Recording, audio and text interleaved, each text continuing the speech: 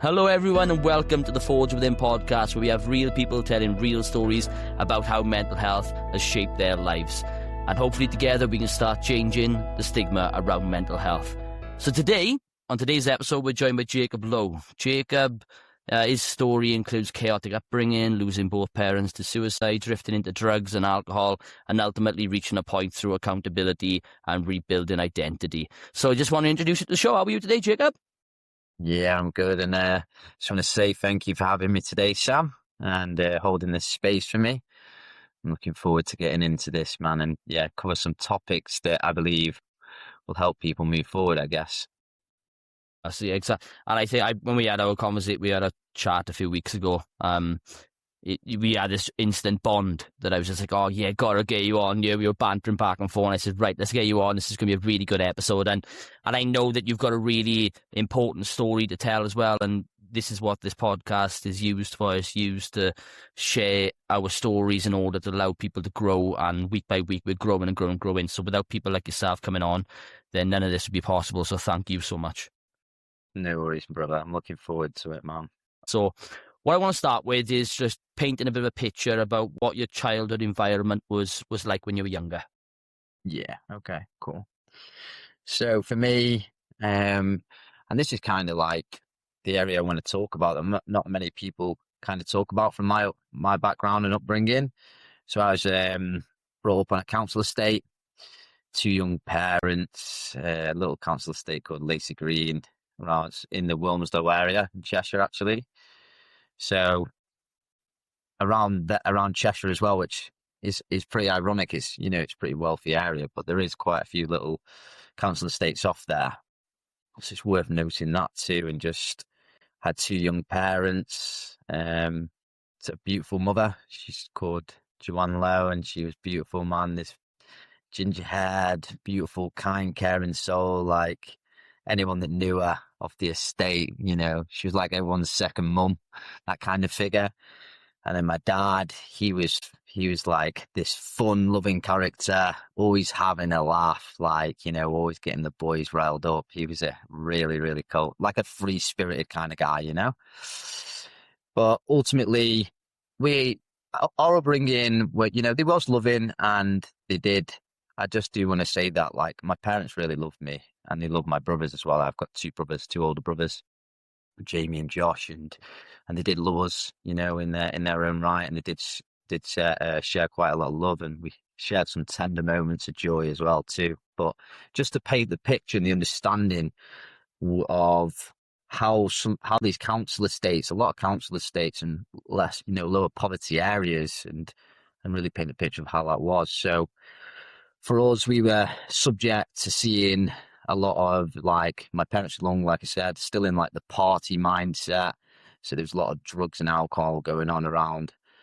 And that's like kind of normal across the council estates, and I was always in the pub with my dad, me and my brother were actually discussing it today when I met with my brother, and how we would, everyone knew us in the pub. You were safe though, really, but everyone knew you in the pub, and you're in, it's like the 90s kids grew up in the pub with a packet of crisp and smoky environments, and all these loud men, and and you just kind of, in a weird way, I mean, you were safe, and it's like you got a bit street savvy of how you could manage to blag a quid out of him or something, and yeah, I remember them. I remember them all down the snooker hall, and me and my father used to go and play snooker, and used to have I don't know if you can remember them, the tin burgers.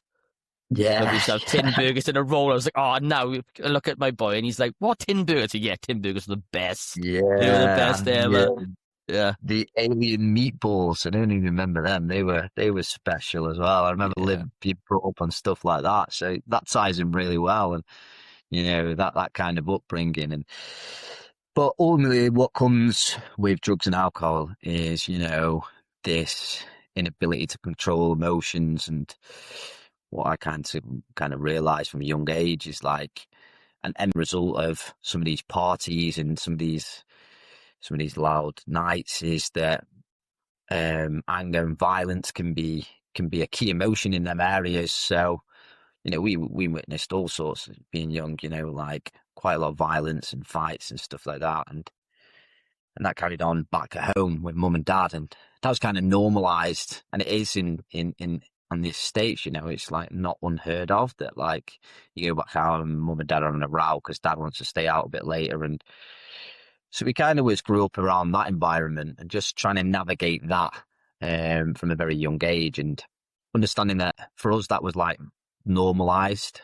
So we didn't see that as, and sometimes it was harmless, of course it was, but ultimately there was quite a lot of times that we were subject to domestic violence, and seeing your parents arguing and attacking each other, and trying to understand that as a child, so that was, for me, when I reflect back, that's where I now realise we had to adapt and start growing up a little bit quicker than we probably should have, so this carried on for quite some time, really, and just ultimately trying to normalise that, and then going into school, and then sometimes it was good, and then sometimes it was really bad. And me and my brother, I remember, because I lived with one brother, and my other brother, he lived with his gran, so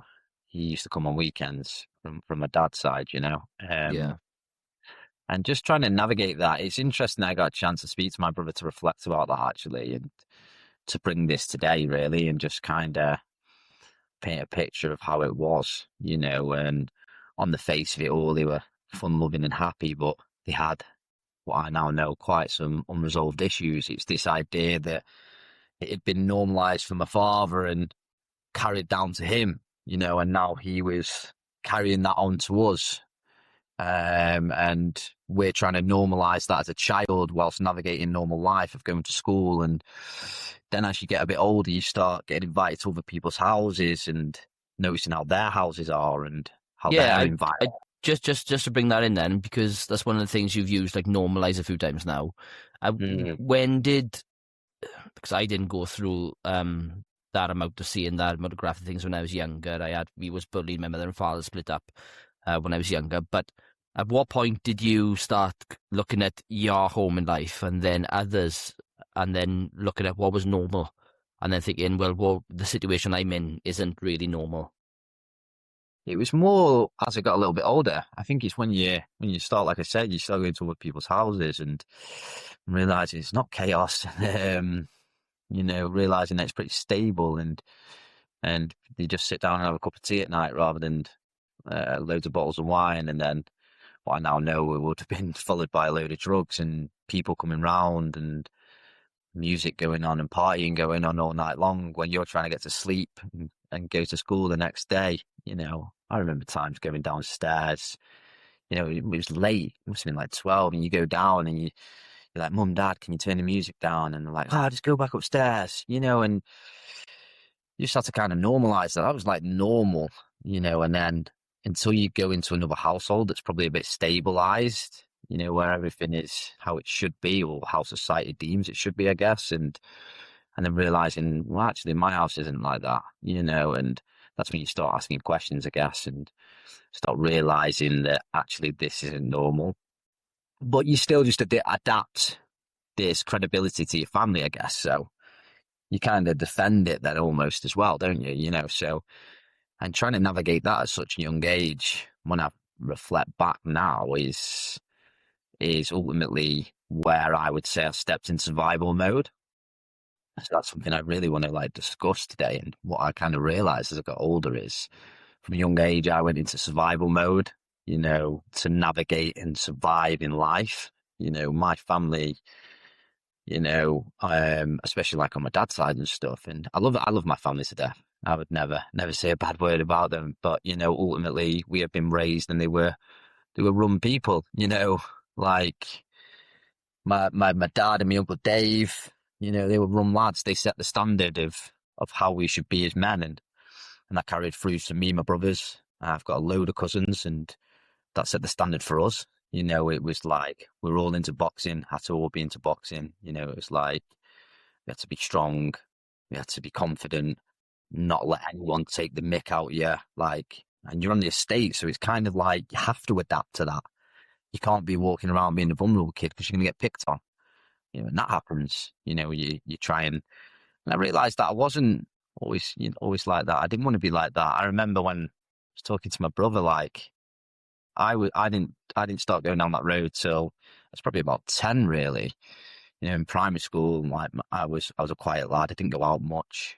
I had friends, but they weren't the rum ones really. And trying to fit in and navigate that. But then it's like your family's like, why are you hanging about with them? Like my brothers and stuff, and then you start questioning yourself, like, so then you start going down their road because what they know and they've been shown, and it's just this generational passing on of what we all have kind of had to normalize, and then you almost comes an identity and you defend that, to honor your family or honor your bloodline, I guess, in a sense. It's a bit like tribalism, innit? Do you know what I mean? It's a bit like that thing of we talk heavily back down to the valleys. We got the generational trauma. People are still going on about what happened with the Conservatives back with Maggie Thatcher and how that impacted them. And we're talking like donkeys years ago. And instead of people holding themselves accountable for where they are, they're looking at their grandparents, and their grandparents are feeding off them. Their mothers and fathers are feeding off them, instead of going, well, actually, I'm in a part of my life now where I can go, let's go and find out what's up there. But they don't. I call it, there's a lot of people back here in the valleys who got 4-box syndrome. They don't go out to the valleys. They stay within the valleys. And there's nothing wrong with it. No. It's not to discredit anyone at all, but I think it's that fact of it's very easily to get lost in the previous ways instead of seeking out what's actually better out there for us. Yeah, that's spot on. I couldn't have said it any better. I guess like what you said, I like the 4-box syndrome idea. And I call that the estate syndrome more than anything. It's like when I go back to the estate, and I'm not discrediting any of these guys, I still love them all to death. They were there through some really hard times. But I go back to the estate, for example, and I step into the pub. There's a pub. People in my area will relate to this, and we call it the tavern.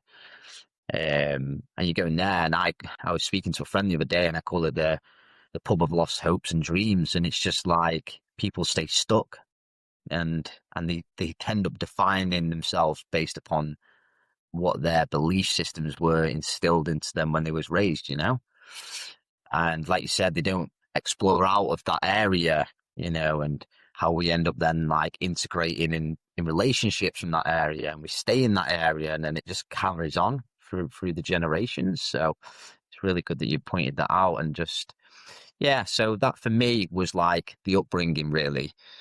And when I kind of reflect back, I just know that my parents were trying to navigate life themselves with an understanding, though, that they didn't want to live that style of life too, which I now know, which is beautiful. I remember my parents stopping drinking and drugs, and we'd go camping all the time, went on holidays all the time. And honestly, Sam, like we went to Anglesey, we found Anglesey, this beautiful campsite in Benlek, and them are core moments, going Cornwall. And my dad was an adventurous guy. He always had us out doing stuff, taught us to fish. He taught me some really, really important lessons in my life. And my mum was just always a lovely, bubbly character. And they're the moments I remember where they're trying to escape. They're trying to get out of it. They plan to move to Bollington. I remember it as a kid now, and how my dad got a new job for a building company, and how my mum was training to be, doing her qualifications in care to become a residential manager. And really both of them putting the effort in and noticing the change within our household, not like coming back and it being calm and peaceful and no drink. And so reflecting back on that, I can see that actually they give it a go to break the generational trauma there, which is important. But unfortunately, at about 12, so we got a few years of that, which was lovely. It was beautiful, man. My mum really started to suffer with her mental health, and back then, you know yourself, Sam, like mental health weren't really talked about much. The solution was pop some pills, and you was labelled as a crazy person, or you didn't fit in on society. And I guess that's probably how my mum started to feel. That must have been difficult that must have been difficult for her. Sorry, that must have been difficult for her, especially living on an estate as well. And then you've got all these family issues that you need to be strong, you need to be this, and then you're fighting that. So you haven't got that support network either. And Yeah. I know categorically for me, I wouldn't be here if I didn't have the support network. Because going back 20 years ago when I first approached like mental health, and they just totally, 2 years I struggled. Luckily my mother was fabulous and my family were, but you could see even now where there's just not enough being done. A lot's being done now in compared to again, but yeah, it must have been so difficult for your mother. Yeah, yeah. And that's why I can reflect back. It's that understanding, like you said, there was a lot's being done now, which is fantastic. But it's like you said, where was the support systems? Well, it was kind of new, really, wasn't it? It was where, well, it's always been around, but it's like the generations before somehow suppressed it enough for it not to be aware, if that makes sense. And it kind of hit a point. Yeah, If it makes sense. it's behind closed doors sometimes. So if there were problems, if we had like Ely Hospital back here, so it was a hospital for mental health and stuff. Okay. And normally if you played with your nerves and you had bad, that's what they say. Oh, he's got bad nerves, or she's got Yeah, bad yeah, yeah. nerves, and Yeah. they would think there's something wrong. So everything was kind of hush hush behind closed doors, and nothing was really advertised, because then it would be like, do you know what I mean, putting all your news out to the world and everything, and people didn't want that. Yeah. And if you look at the treatment as well, like now we've got EMDR, we got CBT, we got ACT. There's so much Yeah. out there.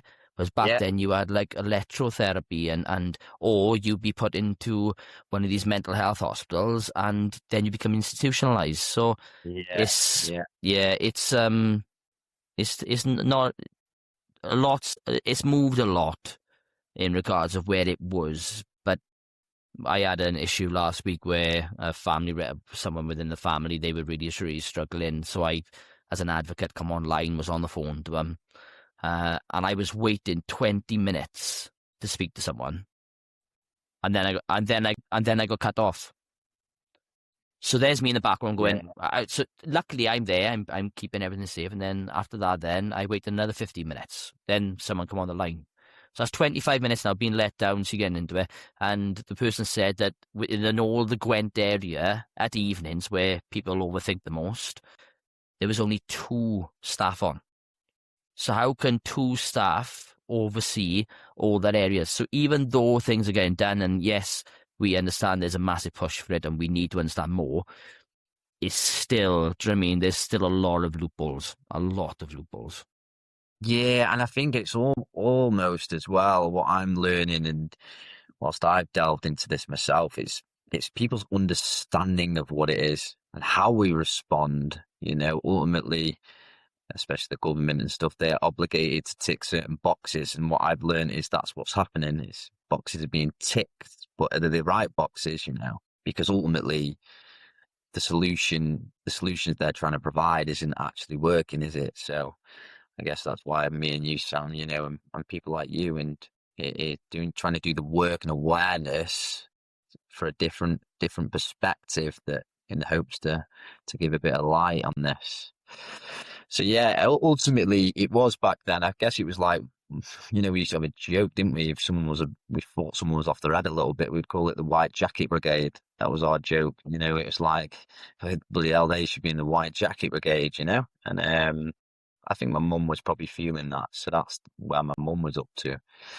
But then noticing that as kids, watch your mum go from this lovely, bubbly character to, and I believe the medication didn't help. It completely changed her when she started taking medication. She wasn't herself anymore, and my dad witnessing and noticing that, and then eventually it got really bad, and she ended up having to take time off work. And it was an episode in work that generated it. And actually, what I learned later on is actually it was her younger generational trauma kind of caught with her too as well, and her not understanding how to navigate it, and just being fobbed off, in my opinion, with medication that ultimately changes the brain chemicals, but doesn't solve the solution. It's like putting a plaster on it, and you know yourself, Sam, and over time that wound doesn't heal. So we're not getting to the root cause of the problem. So, we had to witness that as kids, and my dad had to see his wife deteriorate and going from this good place, going from like a bad place to like good place, always up and down, and nothing was ever secure, nothing was ever, nothing was always in uncertainty, especially as kids, never not knowing if it was coming or going or how the night was going to pan out, I guess. And that's when my mum deteriorated, and she ended up having to be off work. She couldn't work. Like I said, one of the big problems was work related.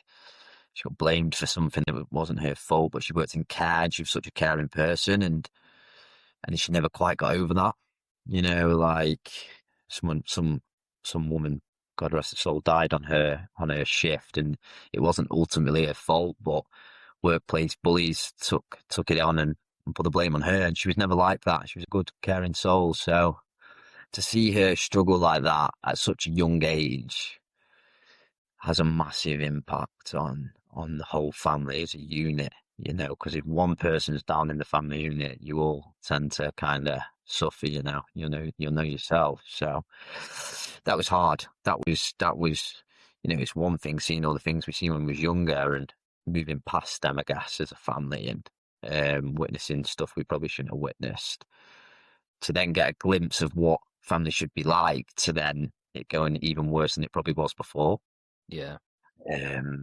So that was tough, having to try and help and save your mum and understand things with your mum that you don't have any clue about, and you don't even understand emotions at that age, like from the age of 10, and then trying to be there for your mum and watching your mum deteriorate and really go into like a spiral into this dark abyss of not understanding her mental health and how she's going to get out of it. And then she took quite a lot of time off work, and then it impacts the income, the mortgage, a lot more pressure on my dad. And my dad was plasterer by trade, so he's a hard working man. Like, trust me, he worked hard, that man, to put food on the table, but it's a lot of pressure. And at that time, we went through like a financial crash, and we was all trying to recover from that. And, yourself, Sam, at that time, it was like a really hard point for them. And almost this glimmer of hope that they were holding on to move on had been snatched from them. And now I understand that, but I didn't understand that as a child. So it's like they just kind of give up. My dad had enough, he couldn't sustain the household, but so he turned back to alcohol, a pint after work with the lads solves everything, right? So that's what we were always taught, that's what we knew. So that ultimately that's where he went back to, but then that comes back to the household, and then that all started again, and that carried on till it was about like 13. It was actually longer than that, but so we got another like 3 years in that, and it was a hell of a lot worse than it was when we was younger, because my mum was now in this position where she had kind of lost herself and was on medication, and then that isn't talked about as well. It's like how the medication affects you when you're under alcohol, under the influence of alcohol and drugs, and watching my mum become this complete different person, and ultimately having to witness, many a times that my mum would just spiral out of control after alcohol and back on pins as a kid, and trying to navigate my parents, and and then knowing that how the night's going to turn out, trying to gauge how the night's going to turn out. Friday comes, right? Friday's here, the drinks are flowing. How's my mum's behaviour at this point? How's my dad's behaviour at this point? And my mum just like throwing remarks, and then it's coming. Right, the big fight's going to come soon, and my dad trying to hold his nerves. And many a times I witnessed, and at this point it was like my dad had give up too as well. My mum had lost herself, but then my dad was losing himself as well. Watching his wife, and she just like hated my dad, but that wasn't her. Many a times, I see my mum assault my dad and begging my dad not to hit my mum because I knew what the outcome would be if my dad done that, and him like, reassuring me like that. I have images still to this day that I can recall, where like I'm begging my dad, don't touch my mum, and he's like, I won't, son, and so that kind of gives you a picture. I don't want to delve too deep into it, but kind of gives you a picture and understanding of like how hard that was for quite some time, and that was just, and then going to school and people, and just like isolating myself and not wanting to get involved with people, and I'd say about 13 I started developing a different identity. I allude to a quote I heard, which is very powerful, and it's like sometimes the monster I created to protect my younger self is hard to control sometimes, and that's what was happening. I was creating this protector of myself. So then I started going out on the estate with the lads, and realizing now that actually all them are probably going through the exact same thing. My story is just one of many, many, many. And then we're all trying to navigate life with what we know, and then at like 13 getting into drinking on the park, doing drugs, smoking weed, and that was like normal. Like that, we'd just meet up on a Friday night, get hammered, smoke weed, go back home. We come home whenever we want. It didn't really matter, and you come home to, you don't know what you're coming home to, and it being chaos, and just and that was normal. That was just like, for me, that was normal, and that carried on for about the age of like I said, about 10 all the way to about 15, really. And like I say, then going to other people's houses and realizing, okay, this isn't actually normal, is it? But still just, so I'd learned then that I had to put on masks and had to hide and suppress emotions and not say things because I didn't want people judging my parents, and I didn't want to judge my parents. I wanted to protect them because ultimately I knew what they were underneath all this, so that was very hard to navigate when I think back, like how I actually navigated that, but somehow I kind of did. It must have been so difficult because I'm trying to paint a picture now. Everyone else is suffering, and there must have been ample opportunities between all of your mates. You're all going through the same kind of things where you could have said, I was things at home, then you talk, and then you communicate together. But because, again, we live in that generational trauma, we don't want to speak about it, we don't want to show our weaknesses. Yeah. Whereas it could have been everyone could have benefited together by talking. We don't, because we want to try and prove that we're cool and we're fine and we're normal, and we don't want to. Even though everyone else is the same, we don't want to think that we're any different to anyone else. But really, we're all the same. We're all going through it as well. So it's that picture really is vivid in my mind. It's hard. I can't imagine how hard it was for you, buddy. Yeah, man, it was tough. It was tough. I do think back to my younger self, and I do think fair play to him, for getting me this far. He was a tough cookie, and I allude to the fact that, you might have heard this comment before, it's like a dog eat dog world, but people don't understand like how these estates actually are like that. If you show a tiny little kink in your armor, you drop that and shit lead with vulnerability, then that doesn't work well. So like you said, all these young lads are trying to prove themselves and full of all these emotions that they don't quite understand. So it's like which I now know is led by ego, but ultimately ego is what allowed us to survive, and pushing each other in probably the wrong ways, but ultimately connecting through that saved us, believe it or not. Like, it's a great paradox, I guess, like we connected through violence, but that's the very thing that got us through what was going on probably at home and everything else, So that's why I have a lot of time for people who have been through that. And I guess that's why I share some of the stuff I share, is because they're the people I want to target and really get across that change is possible, and if you do the right things. So yeah, that was tough. I'm not gonna lie, Sam. That was tough. You know. That's where the importance is when we look at like these communities where they don't have access to mental health services. If they haven't been to school, they're not going to understand these massive data plans of all this. And if you sit there something and go, well, what about them? Why are we not catering to the majority of the population? Why are we just? I said I'm doing courses at the moment, and there's lots of big words and lots of therapy and everything. And I know if I turned around and I said to someone on like an estate and said, I'm going to talk to you about the ventral vaga and the dorsal vaga, we're going to go between and everything like that, they'd say, what the fuck you on about, bud? Fuck off. What are you on about? That's exactly what they would say. So you've got to try and, so how do we as a population, or what you're doing and what I'm doing, how do we target them? How do we make them people think, okay, it's okay not to, okay to talk? And this is why I think that stories like what we're doing now are so important, because it shows I've been there, this is where I've been, and I'm just like you. And then that way, even if you help that one person turn around and go, well, look, Jacob done it, so Jacob can do it, I can do it. And that's what we need to do. That's it, mate. Yeah, I can echo that. You know, it's this understanding that you're not going through it alone.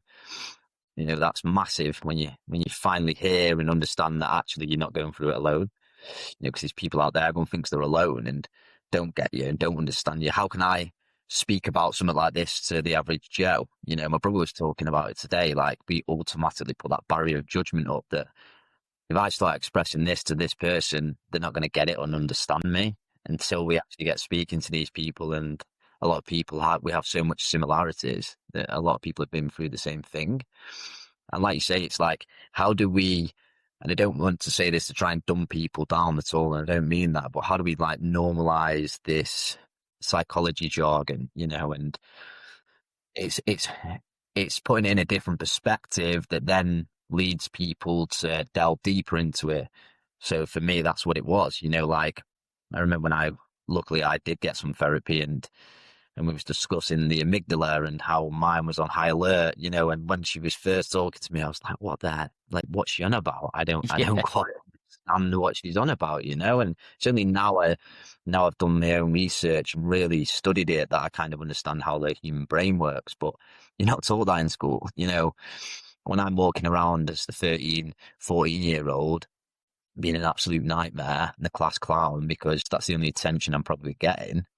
And ultimately, the school environment doesn't fit the category of person like me. You know, I don't want to just be in school, sitting down, hand up. You know, I'm used to chaos and I'm used to all this, so it's not stimulating my brain. So, you know, and you're labelled and we're just called the naughty kids, you know, and we're seeing this rise of ADHD and stuff like that. And it's like, how do we navigate them kids? What are we doing differently to help them and support them to understand these kind of things? Like, I was never taught about this in school.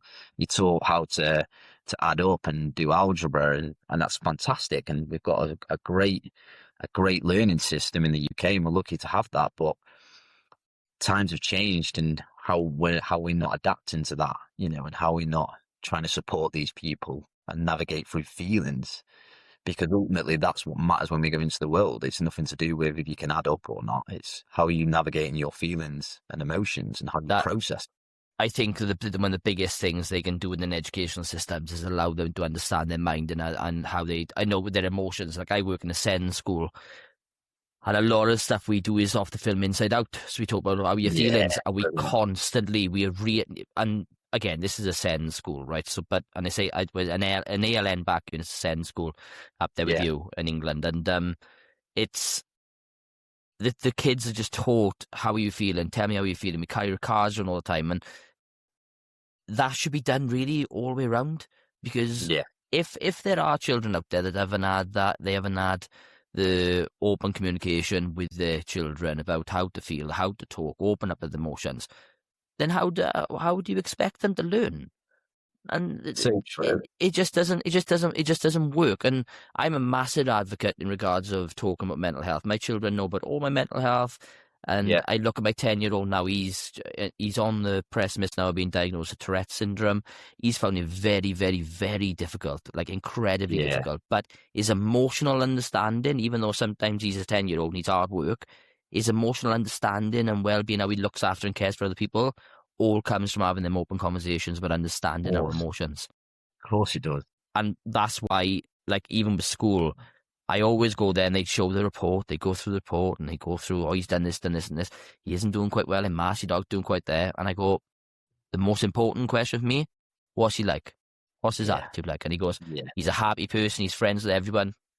I genuinely don't care then. I genuinely don't care, because as long as that sets you right and you understand that, you can catch up and there's lots of opportunities out there. But if you were struggling, which you know yourself from the kids on the estates, I look at people back down in the valleys now at the moment, there's a lot of deprivation back there, and I'm sat there going, they just don't, they're struggling. They're really, really struggling. And what are we doing apart from going, you must bring this report in, you must be good in school, you must wear this, you must wear a uniform? And they're going, well, what about me? And then you get these anger, and then ADHD's on the up, like you said. ADHD is massive at the moment with neurodiversities. And so don't get me started on the educational system. Right? No. It'd fry my head. It's an important one to touch on, because that's a part of my story. Is like, as you know, Sam, like if you want to learn about something, what I do as well, if I'm learning now, I've learned to like do some meditation before. I want to calm the mind. The mind needs to be occupied whatever I'm focusing on, not what else is going on. So if you're going into school and you've got all this baggage from home, the last thing you're going to want to do is sit still and listen how to add up or do times tables. That isn't what you're going to want to do. So then they get labelled the naughty kids. Then we're instilling this belief system that they're failures from such a young age, and they're going to carry that on throughout their lives. So it's like, how do we target them kids and actually bring them back into the present moment so they can excel, And I think that is a big grey area. And I probably could speak for hours about that, so I better not.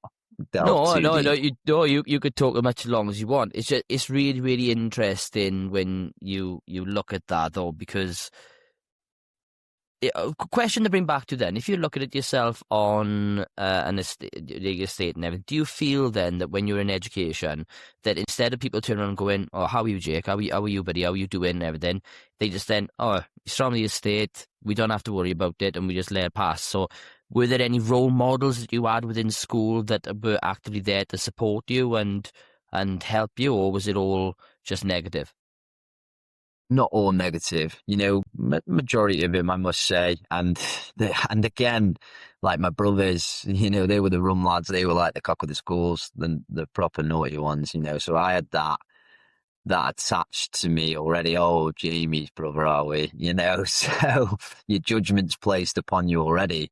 But I did have two teachers that I will remember for the rest of my life, because they helped me out and they understood me. And believe it or not, one was Miss Gregory. So anyone probably who listens to this from my school will know how hard of a teacher Miss Gregory was. She was like the head of house, very strict. She scared everyone. She didn't have any favourite pupils. But apart from like the ones that were naughty, she's the one that she just loved me and understood me and had time to, she used to pull me into the office and just have a brew with me, catch up with me. How's it going? Genuinely on a level. And that stuck with me. And another great teacher was Mr. Jones, who's just like this big scoutser. And he just got on our level. Like, he knew we smoked weed, and it's not the conventional teaching method. He knew he was coming into school high. And so and he was a chemistry teacher. So how could he associate and get us on a level? Was he started bringing up chemistry of THC. Well, then we're engaged. And I know that's not conventional or ideal, but what a great man to actually use that as an initiative to bring us down to a level to start listening. You start the class off with that. Then the next minute I'm learning about chemistry then, because I want to know, and just that. So they're the two teachers for me that did stick with me. So they all weren't all bad, but some of them were terrible. Like, I'll never forget my maths teacher, and I'll go on to that in a minute, about after losing my mother and basically missing my mock exams for GCSE, because it was like a pivotal moment. And he submitted me on, that's the only subject I was naturally good at. And I did enjoy maths, and he submitted me onto the foundation paper, and I was like, can I not just redo the mock just to see if I can go on higher? Because I was in the middle set, so you either went up or down. Yeah. And he was like, no, no. And just really put me down. He's like, you wouldn't pass anyway. And, and that stuck with me for ages. I'll be honest with you, Sam. He put me in the back of the classroom in the corner while everyone else was doing the higher paper. There was like two of us in the back that was on foundation. And I was putting my hand up to answer the higher paper because I knew the answers. And he'd be like, I don't know why you're answering these, Jacob. You're on the foundation paper. You crack on with your own work. And put us in the back just with our own work. Didn't engage with us. And I'll never forget when he said to me, like, you're not even going to get a C, because the highest I could get was a C on the foundation. And I was like, he was like, you're not even going to get that, and that stuck with me. And I proved him wrong and I got a C. And, and I just thought, you have that in schools as well. So you have this idea that we're just judged straight away and just pushed to the back of the class. So it's this unfair boundaries and unfair levels, I guess, of like these people who are doing really well in life who have got everything sussed out, and then there's some people from like the estates that, I'll be honest with you, so intelligent, but they're just not given a chance, and that is reinforced as a child that it stops them from doing that later on in life. Well, so this is one of the things I'm really, really big on is the words that we use, or communication aids that we use. So if you turn around on the side of a football pitch, say for instance, and we're saying, get on with it, stand up, or try again, or being really offensive, the weight that those words carry are astronomical in regards to the damage that they can do. And shame on that teacher, because fair play to you for turning it around, but that one comment carried so much weight that it's like, oh, maybe I am a counter state boy then, well, maybe fuck it, I'll never try again, I'm just gonna, and then you get caught up then on one person's opinion, which totally destroys your mental outlook and foundations. And that's piss poor, that is, from someone within education. And luckily you had the other people there, but it's an all too familiar thing that, especially when we're in the homes and everything, of the words that we use, how we communicate with our children, how we communicate with our peers, and that just spirals and just spreads. And yeah, we've got to be very, very careful with how we use our words and understand the importance of being. Now, I'm not saying, I mean, it's all swings and roundabouts, and don't shout at any children and everything. That has a time and place, but there needs to be discipline. But when you put down a child or put down someone, it doesn't have to be a child, mind. It can be an adult. If you're in a situation, a working environment, and you see someone's having a tough time, you don't have to go back over with a big size 10 boot and kick up your arse, mind. You can turn around and say, hey, what's up, how's things? And that's the problem. When we don't carry responsibility for our words when we're around other people, then we need to be ready for the consequences that happen. Yeah, amen. I agree. I think it's what people need to be important when they think about that situation, like what you said there, is that's just going to reaffirm and help build an inbuilt belief system. So they're the belief systems we carry forward into adult lives if we're not careful of how we navigate them. So, something I was always telling myself is, I'm a failure, I'm not good enough, and then I carried that back on at home and, with my parents, bless them, and just, they were struggling, so they didn't really give me that reaffirming, and that reassurance, because they weren't in this place to. So there's a lot of layers, which I now understand. But yeah, it's very important the way we teach communication when we communicate with our kids. It's something I'm big on at the minute, and how I had nearly passed that on to mine, and just knew that, which I luckily figured out, that I was doing the same thing. But it's something I'm big on now, like how with my daughter, we do this like daily rundown when I have my daughter, and it's about like building this inbuilt belief system for her that I run myself. And it's like, we always start off the day, and it's like, you're a follower or a leader, and she's like, I'm a leader. And I'm like, what do leaders do? Lead by example, do the right thing. You have to have confidence. What does confidence mean? To believe in yourself. And then we run, you have to have gratitude. What is gratitude? Being grateful for the things you've got, and fear, leading to your fears. And we be kind to your mind. We run this every day, and the list goes on. And then just really ending with like gratitude and a prayer of gratitude. And another one is integrity. And I'll tell you a story about how that carried over. Is I say you have to act with, and she always says integrity. And I'm like, what does integrity mean? She's like, doing the right thing even when no one's looking. She come back the other day from school, and she's like, Daddy, Daddy, Daddy. And I was like, what? She's like, guess what? I know I'm changing. And I was like, what do you mean you're changing? Like, so I was in school the other day. The classroom was so messy. She said no one was looking, and I cleaned it all up. I acted with integrity. Like, I've been running this with her for the past 4 years now. Yeah, and it just shows how powerful that was. And I was running this with her when she was asking me, what do these words mean? And I always used to say, like, one day you'll understand. And now to see that, I planted them seeds, I watered them, and now I'm getting the fruits of the labor, and so is she. Kudos to you. I think that's incredible, and that's why, like, learning more now about the story and how you've learned from that and how you've instilled that in your child is just, yeah, that's a massive hands off to you, but I got massive respect to you. I really mean that. Appreciate that, man. No, I do appreciate that, man.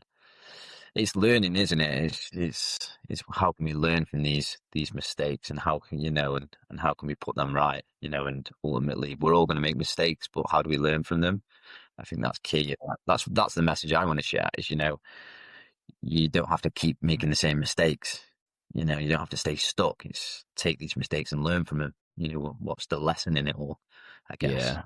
So how did when you were at home, you had all this instability within school and stuff, and then your mum was struggling back at home, your dad as well was struggling. Yeah. He was losing a negative coping strategy in regards of alcohol as well. So how long did that go on, and what happened as a result of all that? So I reached the age of 15.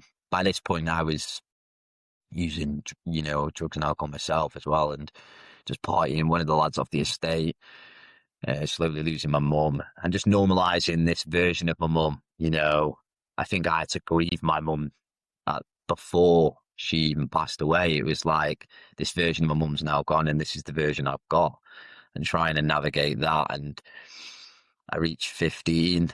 It was the 31st of November, so it was Halloween night, 2009, probably one of the scariest Halloween nights of my life. And we were young, and we went to Macclesfield, and there was this under 18 bar, and we was all meeting for this Halloween party, me and some of these young lads. And we kind of, cut a long story short, got in a bit of a scrap with some of the lads. Turns out there's about 30 of them, and only 3 of us, so we were pretty outnumbered. And I'll never forget it, like ringing my dad, and my dad was this small, bald guy, but you just didn't mess with him, he always had your back. And my old man turned up with his mate, weapons in hand, and threw us all in the van kind of thing, and he was pretty peed off with us, I'm not going to lie. And we gets back to the state, and he drops us off at the shops, and my friend was staying that night, and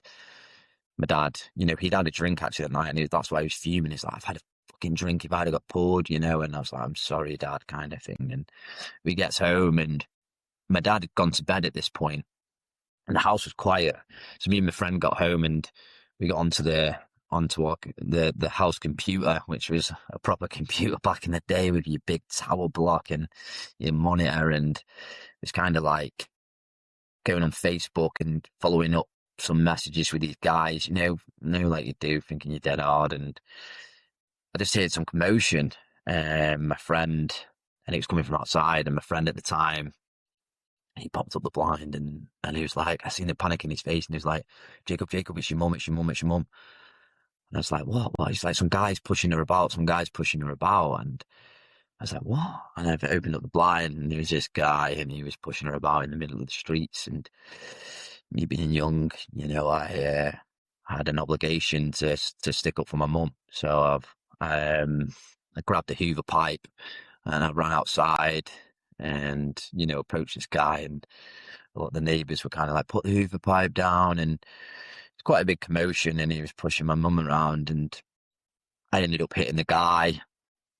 My neighbour helped me, and I did assault this guy, pretty bad, to protect my mum, and my mum was in hysterics, and he goes back inside and the police turned up, and I got arrested, and I'll never forget my mum like screaming like, leave my boy, leave my boy, leave my boy alone. And I'm being like, Mum, get off me, this is all your fault kind of thing, and I wish I probably didn't say that now, and just being like, just go to bed, it's all your fault, what you're doing. And I gets in the police van, and we're heading to Middlewich, so that was the police station at the time. And I never forget the radio coming through, and a police officer saying like, she's smashing up a house, and that was pretty normal, plates being smashed and windows being smashed, and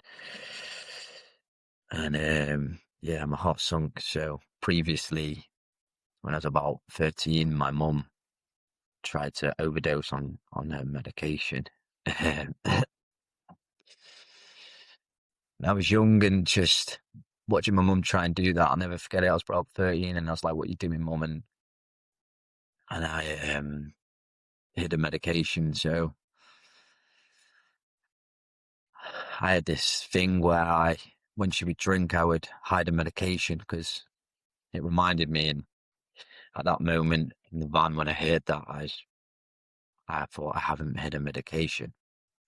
And I got arrested and went back to the cells, and it was probably about like 10 o'clock at night. So you expect to get picked up in the morning, let out in the morning. That's like the normal routine. And that was a scary time, being in a cell and just wondering what's going on back home. And hours passed, and hours passed, and hours passed, and the police, they kept coming in and like asking how I was getting on, and I was like, I'm fine, when am I getting out? They'd be like, soon. And eventually the door opened, and they said, you're going out now. And it was probably about like 6 o'clock at night by this point. And my uncle and my granddad were there. Now, I was a bit confused as to why they were picking me up, It was a big shock, actually. So I was like, why are you guys here? And he was just like, knowing everything back, they were just like so like in shock. My uncle didn't say much. My granddad, he kept me talking, and he was like, good for you for sticking up for your mum. I'll never forget the car journey home. And I was like, I know I shouldn't have done it, but he's like, no, good for you. You stuck up for your mum. That's what you should do. And we was driving home, and we arrived on the street, and it was just loads of family's cars, all my family's cars, and you just know. And I was like, what is going on? And I was like, what's going on here? I guess my nana was ill with bowel cancer at the time, so I just started thinking, oh my God, has my nana passed away? Like, this is all that's running through my mind. And I got inside, and the house was just like a scene like on the movies where the darts stop in the air kind of thing, and my whole family stopped, and my brothers were outside really upset, whole house was. And I was like, Dad, what the hell is going on? Like, I was only, I was 15, and he took me upstairs. He said, come upstairs, son. Yeah, that must have been fucking hard for him, man. Take your 15-year-old boy upstairs, and I'll never forget it, man. He was like, I've got something to tell you. And I remember I just broke down into tears and was like, is my nana dead? Is my nana dead? And he was like, he just said, no, son, it's your mum. And yeah, shit, it was hard, to hear them words at 15. It's your mum. Yeah, that hit me hard. That hit me quite hard, man. That was tough. And it must have been tough for him. Imagine telling your son at 15 that his mum's dead. So unfortunately, my mum, she took her own life. She overdosed. And that idea that I didn't take the tablets, and the last thing I said to her is, "It's all your fault." Um, that haunted me for a very, very long time. That was tough. That was tough, man. I can imagine, buddy. I can imagine how difficult that must be, not just for your dad, obviously, because he's delivering the news, but it's for you as well, carrying that weight of losing your mum as well.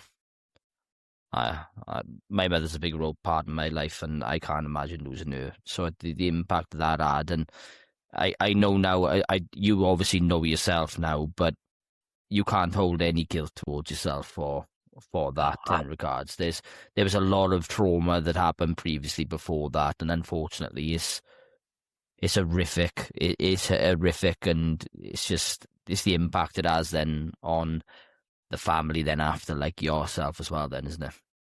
Yeah, of course, man. Yeah, that was tough. Yeah,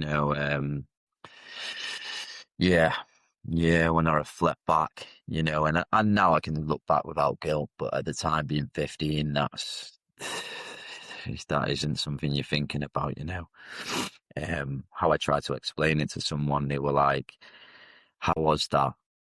And it's like when you see on the news, when you have these massive hurricanes and you see families looking down at the buildings in pieces. Well, that was me looking down at my family in pieces, and being 15 and not understanding things. My dad was, he just lost his wife, and I'd lost my mum, and my brother lost his mum, and they witnessed that, they found my mum. So that was tough trying to, I explained it. It's like trying to rebuild a family home without blueprints or tools and understanding how you're going to do that. But I ultimately took on this responsibility of, I'm going to somehow put this family back together. And that's the way I coped. It's just something I'd done. And a lot of people kind of said to me, you kind of coped pretty well. But it wasn't that. I didn't grieve my mum till many, many years later. But, I was just about to say, then how did you process that? Yeah, I didn't process that. I didn't process that. Yeah, I didn't process that up until actually I started doing all the work when I was an adult. So, yeah, like I said, I think for me was put the blinkers on and hyper focus on my dad. My dad went off the rails, and I don't blame him. His chosen aid was alcohol. He's just numb the pain and try and just escape any way he could. So I had to really be there for him. So in a way, when I think back now, like, that's probably what got me through it at the time, and didn't make me go off the rails as much as I could have. But still trying to navigate that as a kid really is hard. And my brother went off the rails with drugs himself and alcohol, and I was just left at home. I'd done a lot. I had to keep the family household going. I was doing the shopping, the cooking, the cleaning, doing the washing, cooking the tea. My dad would forget to eat. And so, yeah, I took on this caregiving responsibility of trying to keep the household going. But like I say, ultimately, it's probably what kept me standing at that moment in time in a weird way. But yeah, when I think back now, but then going into school and trying to do GCSEs, and I was speaking to people about it. It's a real pivotal moment of identity as well. You're kind of at an age where you're trying to figure out who you are, who's your friends going to be, and I didn't have many friends because I didn't go out as much, because I was more concerned about how my dad is back home. And so, yeah, that was a tough time to navigate, really. Real tough time to navigate. And when I do think back, I always think back to my younger self now and just think, wow, how did he do it? And good for him, kind of thing, So, but that was tough, man. Massive respects, but because again, losing any parent at any age is difficult. But losing them at such an age where you're coming into the world, you're coming in to become a man, and you need those figures who might not have been there as much as they could have been in regards to everything that going on. But once they're gone, then it's living in that space then. But the biggest thing is then on the back of that, you, instead of understanding yourself and developing into a young man, then you've got to grow up then overnight very, very quick. And I think that's something that you just said that you took on as well. And that how did that materialize? How did that make you feel? Did it benefit you, or did it instill other things as well? Yeah, so the issue is with mine is there's so many layers, but it's just reaffirming different belief systems. You know, you've lost your mum's gone, so that reaffirmed that love isn't good, you know, which was always reaffirmed throughout my life, that love is a horrible, hard thing. You know, your mother's your first love, you know, and she will be. So losing that is a big hitter, you know, so, but then growing up sooner than you should, so you're not figuring out who you are, taking on responsibilities that realistically you shouldn't be taking on. I internalized everything. I didn't understand emotions, so ultimately at that time, how I was feeling, I didn't have space to even figure out how I was feeling. There was no space for that, you know. I didn't have counselling. There was none of that, you know, and that wasn't available at that age. So it definitely wasn't for me. So I didn't know how to process anything. Ultimately, it was like, just crack on, you know, just crack on, put your big boy socks on and keep this family going somehow. Like I say, in a way, maybe it was, you know, a good thing, the fact that I was able to survive in probably what is one of the toughest moments of my life. So, but ultimately, I never learned how to navigate emotions. I didn't learn a good concept of love, you know. I didn't think I was loved, you know. And if your mum can leave you, then ultimately anyone can leave you. So again, just learning identity of trust, not being good, not to, you know, if you can't trust your mum to stay around, then building this identity that no one can be trusted, you know, and just really reinstating all these beliefs that I was believing from a young age. So yeah, I didn't have time to figure out how I was feeling, is the answer to that question ultimately. I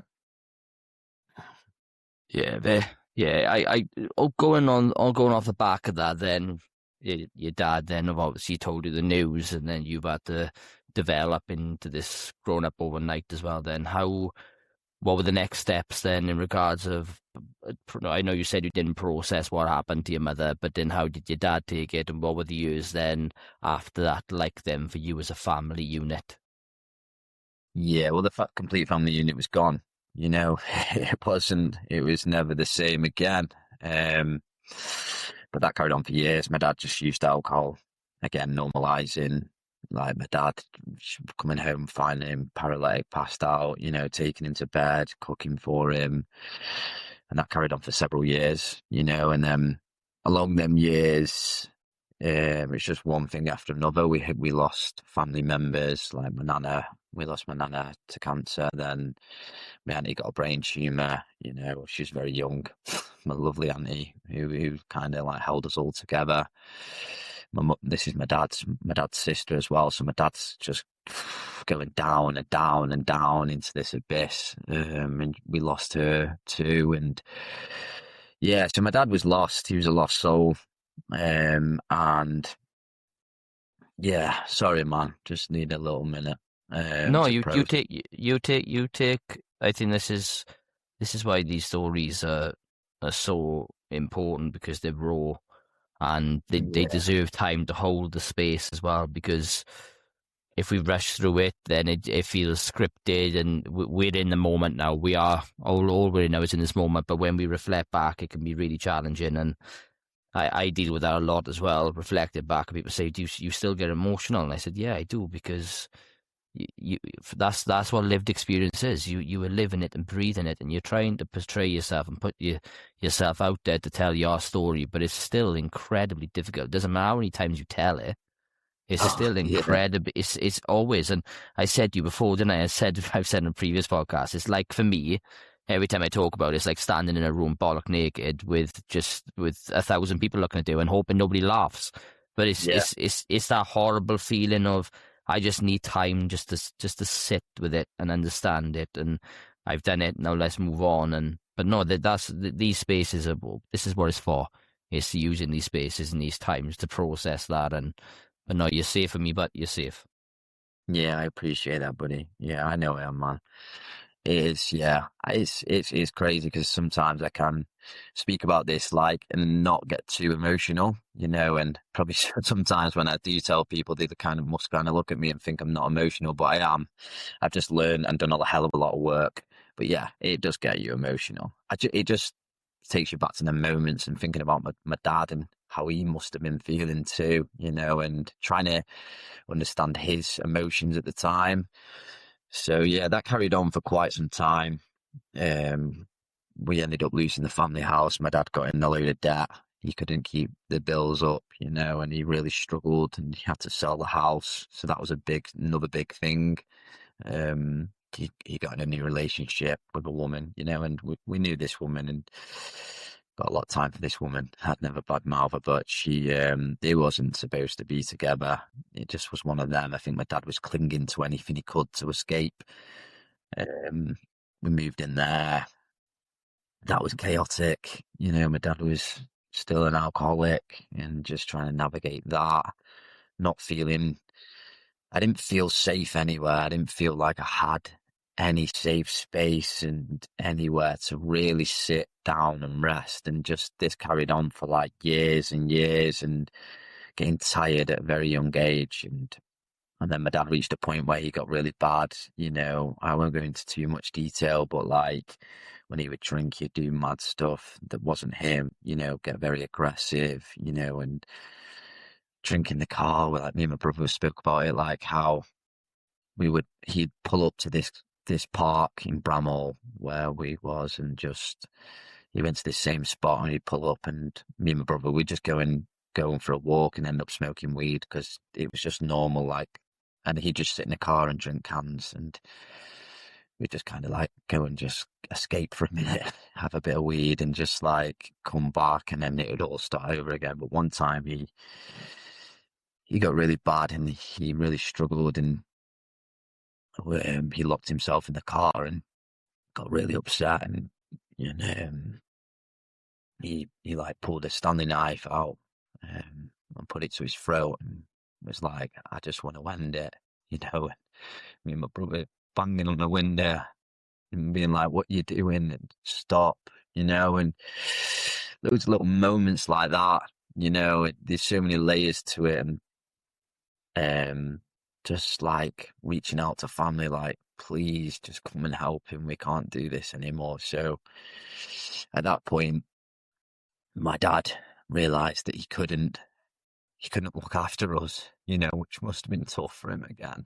And it was really tough for us. And he took us to my nana and granddad's, which were my mum and dad, and dropped us off in Gorton, which is like a rough area in Manchester, really rough area, like another estate. And just kind of just dropped us off and left us. And we're just, my nana and granddad's, who we didn't really actually know at this point. They were in our lives, but they moved to Greece. And then when they emigrated back to the UK, like, we didn't build that they didn't know who he was. They knew us when we was kids, but they didn't know who he was at this point. And so that, again, just in this new place, not calling it ours, not understanding what's going on. And one thing I will always say is I was lucky to have my brother Jamie by my side through it all, and go through it kind of together. We had each other, and we processed bits when I think back, but that was just insane to think back that that's what we were going through, and then trying to process it together. Now I'm in this another estate, which is even rummer, and for me, that's when I learned to escape the most, because nothing made sense anymore. Me and my brother were discussing today, I went into like a disassociated state for quite some time, just in autopilot, not understanding. I actually remember speaking to my brother and being like, I don't even feel like I'm real. Like, this is not real. Like, I'm just going to wake up in a minute. Surely this is a dream. Like, surely this isn't real. And then I met some rum lads there and got involved with there, and then got involved in cocaine. And that was like where I started utilizing drugs and alcohol a lot to escape. That's where I found cocaine, and that's where I really started to go off the rails. I believe till that point I done really well, consider I think back. But yeah, there when I moved there, I was doing a lot of cocaine and a lot of drinking, and the party lifestyle creeped in then. The escapism, I guess. I was just about to say that it's the escapism. You've been surrounded your entire life with people who when they're trying to process their trauma or trying to process their understanding of things, they're using negative coping strategies, drugs, alcohol, partying, and these are all things that subconsciously you know first off that they're wrong, but subconsciously they're already embedded in you. And then you see the things how your father processed things, and it's very, very hard then to differentiate between what's right and what's wrong. And if you're not taught them coping strategies from a very, very young age, and that, as we know, it's fucking hard to develop a coping strategy, to instill it in your body and to use it day in, day out. You know yourself. I meditate, you meditate, with the mindfulness and everything. It's very, very difficult.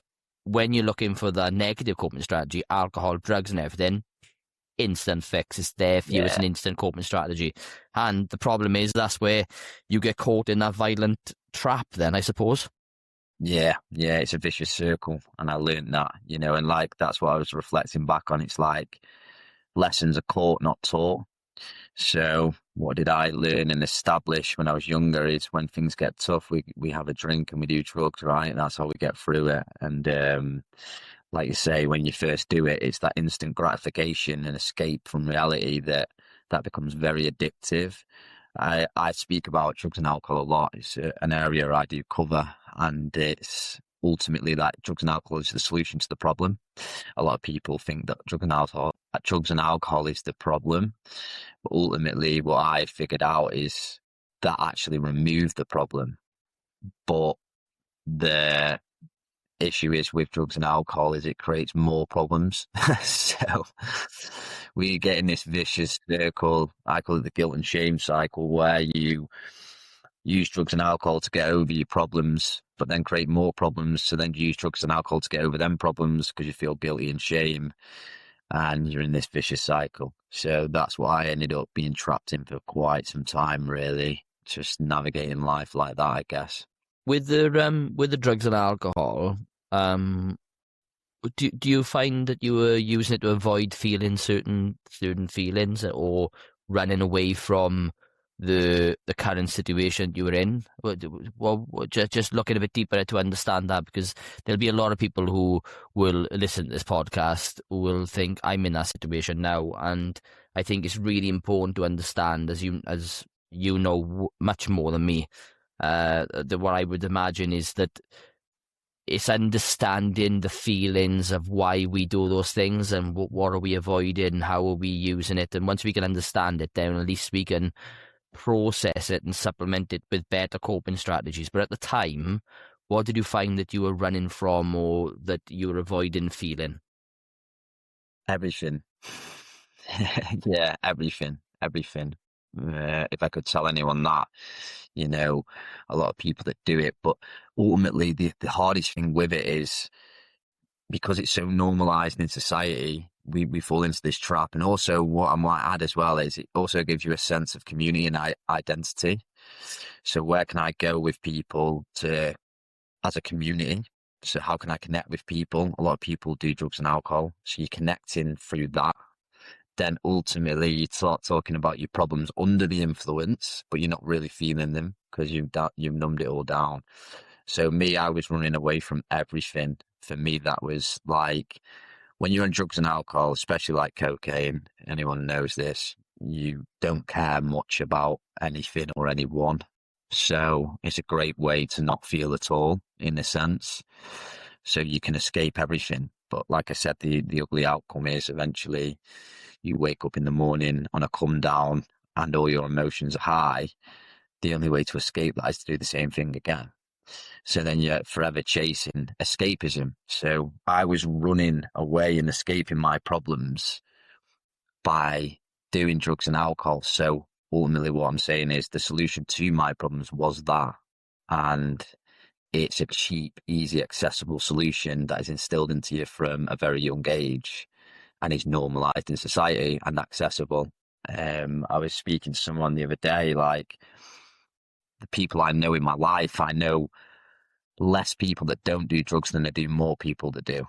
And that's a crazy statistic. Then I was thinking about it, you know, and it's just normalized now, Sam, that we all got meet up on a Friday. They even call it Thirsty Thursdays nowadays. So people are drinking Thursday, Friday, Saturday, Sunday and getting three days to try and cope with things. So then that window gets shorter and shorter. So you eventually, what you're doing is you're just suppressing and running from all your emotions, but it's an immediate solution like you was discussing. So, but it's an unhealthy one. So if I can grab hold of something that I can just go into Tesco and buy off the shelf that's going to take this pain away, why wouldn't you do it? That's exactly why people go in and buy paracetamol for a headache. Yeah, you know? I remember when I was at my worst with my mental health, and it was between 2007 and 2011, 12, and for that period of time before I met my wife and got married and stuff, and then started realizing that I'm not going to drink as much because of this. I'd go out on the Thursday, go out on the Friday, go out on the Saturday, go out on the Sunday, suicidal on the Monday, almost suicidal on the Tuesday. Wednesday, I was thinking, okay, I got to forget about it, and then back on it. And I was having horrific nightmares of not what you had seen in regards of with the drugs and stuff, but the bullying, the misidentity, the fact of just not knowing who I was, like an identity crisis. And then I was having thoughts of what happened in Thailand with the dead baby, and there was just all these things that are happening, and I'm constantly in this cycle of I don't want to think about it, so I'm just going to go out, put this mask on, and I was a clown, a fucking clown. I'd be up on the tables and spoons singing like hymns and arias, and I was always this kind of a lovable big clown, or the jazz hands, but really now when I look back at it, it was all one enormous mask, and it wasn't until I actually sat there, and I didn't have a problem with alcohol at all, but I never knew when to stop. So if I went out for a night out, you'd say, right, we'll go for a quiet 5 pints. Oh, no. I go out and I'd be on like 12, 13 pints, and then I'd be on like whiskey, and then I'd be fucking blotto, and I'd be incontinent and everything. Just stupid. And they'd go, oh, that's Sam for you, that is. He loves a bit of a laugh and a drink. And we live in this culture, don't we, where even now, when I look at, like, I've got a good friendship network, and over time the friendship network's got smaller, people go and do their own things. But I don't want to go out and socialise over a pint. I don't drink. So why does everything have to be? I tell you what, let's go down the pub and have a drink, which is fabulous to a lot of people, because I think I spoke, it was last week or the week before, we spoke about the pubs are closing, and then men are not getting together and speaking within pub environments, and a lot of these problems are happening because we're not communicating now. We're going out, we're just staying online, or chuck on FaceTime and have a phone call on WhatsApp groups and stuff. But I'm a big advocate of, you don't have to go out and have a pint just to socialise. There's other things you can do. You can go for, I know, something stupid. You can go for a walk, or you can go to the gym. Replace it with something healthy, and then that's my biggest bug by that, is even now it's like, oh, we'll go out, we'll go and get blotto. I can go out and have non-alcoholic things. Yeah. But after a period of time, once they've had like 3 or 4 pints, it starts getting a bit rowdy. I feel uncomfortable. And then I'm like, I don't really want to be here anymore. So you start distancing yourself as well then. But I think that's when we look at the suicide rates at the moment, we know they're astronomical in regards of where they are. And that's got to come down to active communication between people. Just how do people communicate? How do they process? Where do they communicate? And then are they using negative coping strategies? There's so much to it. But yeah, I think that was reflecting on myself. I think that was a big thing for me, is to avoid it, to avoid the thoughts and the feelings of what actually happened. It was easier to drink and have a laugh. And then my mother used to say to me on the Sunday, And on the Monday, and I'd be in bed and I'd be like rocking back and forth. I'd be hysterical, got panic attacks and everything. And she'd go, I don't know why, Yeah. what are you doing? Yeah. What, Yeah. what are you doing to yourself? And I'd be like, yeah, but I want to be up with the mates and I want to feel important. I want to feel valued. I want to, and really, and this is where it comes down to the forge process I've created. You got to hold yourself accountable. You've got to hold yourself accountable, and Yeah. you've got to look at it and go, I accept what had happened to me before, but that Yeah. doesn't define who I am now. Yeah. Yeah. And You that's, nailed it. Yeah. but it's difficult. It took me an awful lot. It took me like 30 years of trying to process it all to get there, but you don't expect people to get it straight away. But I think it's just holding yourself. Look, you're accountable for what you are. You can go and talk. There are avenues out there. We just need to get over this. And you said earlier, it's his ego. It's a massive thing that we just got to try and overcome as a population. Yeah, yeah, massively. Like you said, you nailed it. When I reflect through it as well, it's like putting this mask on. I was the big clown. I was always the one that got labelled. Oh, here he is, Jake. We used to call it Jakey special. So I'd do something outlandish that would be off the rails, but it was normalised by saying it was a Jakey special. And like you say, putting this mask on and living up to that expectations of others, trying to fit in that way. So the issue is with alcohol, there's so many layers to it. But ultimately for me, what it was that's how I was surviving. And that's all I knew how to survive. Like you said, I don't drink. I haven't drank now for some years. So, I'm doing really well, and I will never drink again. And I can honestly say that. People say you can't say that, but I think I can. I know I'm one of them people that probably can't ever drink again. And I'm okay with that now. I struggled with that, but I'm learning that, yeah, you can communicate and you can meet up and connect in different ways. So now it's like I go out for a walk and a coffee, and you'll know yourself, you start losing that group of friends, like you said, and it gets smaller, and you go through that and them changes in there as well. And that's what pulls people back in sometimes. But then learning that there's other people you can connect with on a similar level with, and trying to make that aware to people, like you said, is me and my family and my friends know if you're going in a problem, how we should solve it, like you said, is we'll go for a pint and talk about it. And it's like, how can we normalize different things, like you said, going for a walk and a coffee instead?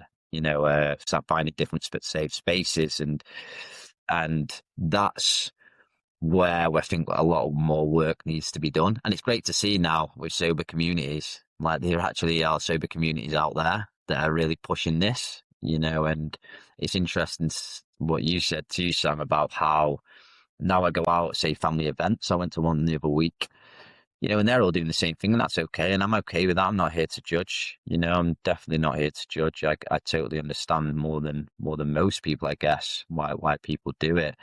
But like you say, after a few, it starts getting to pint 5, and then the drugs come out, and I'm like, yeah, I don't want to be around this anymore. I'm okay. I'm ready to go home now. So yeah, so Gorton for me is where that started. Gorton, and what you tend to find is in lower poverty areas, that seems to be an accessible, cheaper option than the other stuff, because it's not accessible for them, or they don't have the awareness or knowledge of it. So I carried that on for some time, but I also did then learn that I didn't want to do. I always knew that wasn't the answer, but it's all I knew at the time. But I always felt like that's not the way to do it. So then I'd have periods where I wouldn't drink, and watching what he'd done to my dad, was enough to put me off at times. So then I wouldn't drink, and I got into the gym. I found the gym become a very, very big part of my life, and learning healthier coping strategies, I guess. But they would never sustain long enough. You'd reach a certain point, and then you'd always get drawn back in, I guess. So that carried on for like I say, after losing my mum from 15, for like 5 years, moving here, there, and everywhere. And I reached a point in Gorton where me and my nana, we just didn't see eye to eye. I could never really We were never disrespectful because my dad didn't bring it up. Even though I was drinking and doing drugs and stuff, I wouldn't ever have brought it back to the house and done it in the house. I was never like that. We would stay out at friends, and I'd never bring that because my nana and granddad, my nana, I call him Papa, sorry, my nana and Papa, they were mum and dad, and they're a completely different upbringing and background compared to my dad's side of the family and what we're used to. And they're very straight-headed, don't drink, lived a very sheltered life, you'd say. So they were struggling to navigate us as well. So I imagine it's probably pretty hard for them, but we just never seen eye to eye, and at it for some reason. And there was at one point, I remember just coming home. And I don't even think I was drinking much at the time, really. I wasn't being a nuisance, and she just lost her rag and kicked me out. And said, I can't live, you can't live here anymore. You're gonna have to find somewhere else. And I was like, and at the time I was 19, so I was a bit confused. I was in the middle of Gorton, not knowing what's going on. Ended up staying at a random stranger's house that some woman I didn't even know. And then I remember ringing my dad. By this point, my dad, to be fair to him, done an at-home rehab for alcohol, and he hadn't drank for about a year. Really was turning his life around, really working on himself and trying to get to a stable place for himself. Started getting into training. He was living at my auntie's at the time, so they were rebuilding a connection that they'd lost when they were younger, and everything was going well. So I reached out and was like, Dad, this is the situation. Like, we need to, and we'd already planned to move back in together. I always wanted to be with my dad because my dad was my dad's my best mate, and most boys will say that, and he actually was. He was a good mate of mine. We went through so much together. Like, I was like, Dad, I'm ready to move back here. I need you back in my life. So we managed to get a house together in Hazel Grove, which is like the Stockport area. And it wasn't far from my uncle's. And I did lay down some like conditions, like I will move back in, but there's no alcohol. I won't drink neither, but I can't have you drinking. I can't go through all that again, and witness all that. So he agreed and we moved back in, and I'm not going to lie, Sam, for the first time in about, 10 years, I had this place that I could call mine, in a way. It was mine and my dad's, and my dad had stopped drinking, and we got a job together at Stockport College with me, him and my uncle. We were training together. Like, I was like, this is it. This is it. Like, that feeling of peace after just 10 years of hell. I can't even explain it. It was just like, right, this is how it should be. Me and my dad just going fishing together. I never left his side. Like, he always used to say to me, why don't you just go out with your mates and stuff? And I was like, I don't need to, I've got you. So, like, I used to get on his nerves. It was funny because you're under my skin, and I'm like, I want to be under your skin. Like, we're in this together kind of thing. So that was really nice. Just rebuilding that connection we'd lost over the years, and seeing the shine and sparkle back in his eyes, because when we lost my mum, and even before that, you can see it in his eyes. He'd give up. He was gone. His soul his soul light was very dim. So to just see his beautiful blue eyes bright again, and mine too, and that passing on, my brothers coming round and just getting that family unit back together, man. So that was really good. And that carried up. We lived together for over a year, and at a point, my granddad then got ill with cancer, which was my dad's dad. And he was a character, my granddad. He was like this Italian mafia style guy. I'm not even lying, he was the king of the family. He was the man, and honestly, he was a character, and he lived a very interesting life. He had a rough life, very, very, very tough life, and he was a very tough character. And he even went out in style the way he died, like, and having to nurse him to death, like all the family mucked in, and but it was a massive impact on my dad and my uncle and my auntie. You know, they were like, and my cousin, they were like doing shifts between him, like trying to nurse him because he did really deteriorate. And he was in hospital. He ended up in 3 different hospitals. And we do laugh about it because, you know, he got security called on every single one and he got kicked out. Like, he was just that kind of character. So we can kind of laugh. And he was at that age where it's kind of like, you know, he wasn't too old. He probably went a little bit before his time, but it was kind of like one of them normal situations. So it was weird to try and grieve something like normally. But yeah, it took a lot out of my dad and my uncle and my auntie, you know, and my cousin. Just they would go in the morning, my dad and my uncle would go in the evening, and then he was getting like delirious and delusional and staying up, not sleeping, and just having a massive impact on my dad. And like I say, the family across board, I guess, you know. And I remember just seeing it in my dad's eyes one time when he come home that he was struggling, but he didn't know how to say he was struggling. And just seeing that, the colour going from his eyes. And I remember speaking to him like, "You all right, Dad?" And he was like, yeah, I'm good. I'm all good. I'm just tired, son. I'm just tired.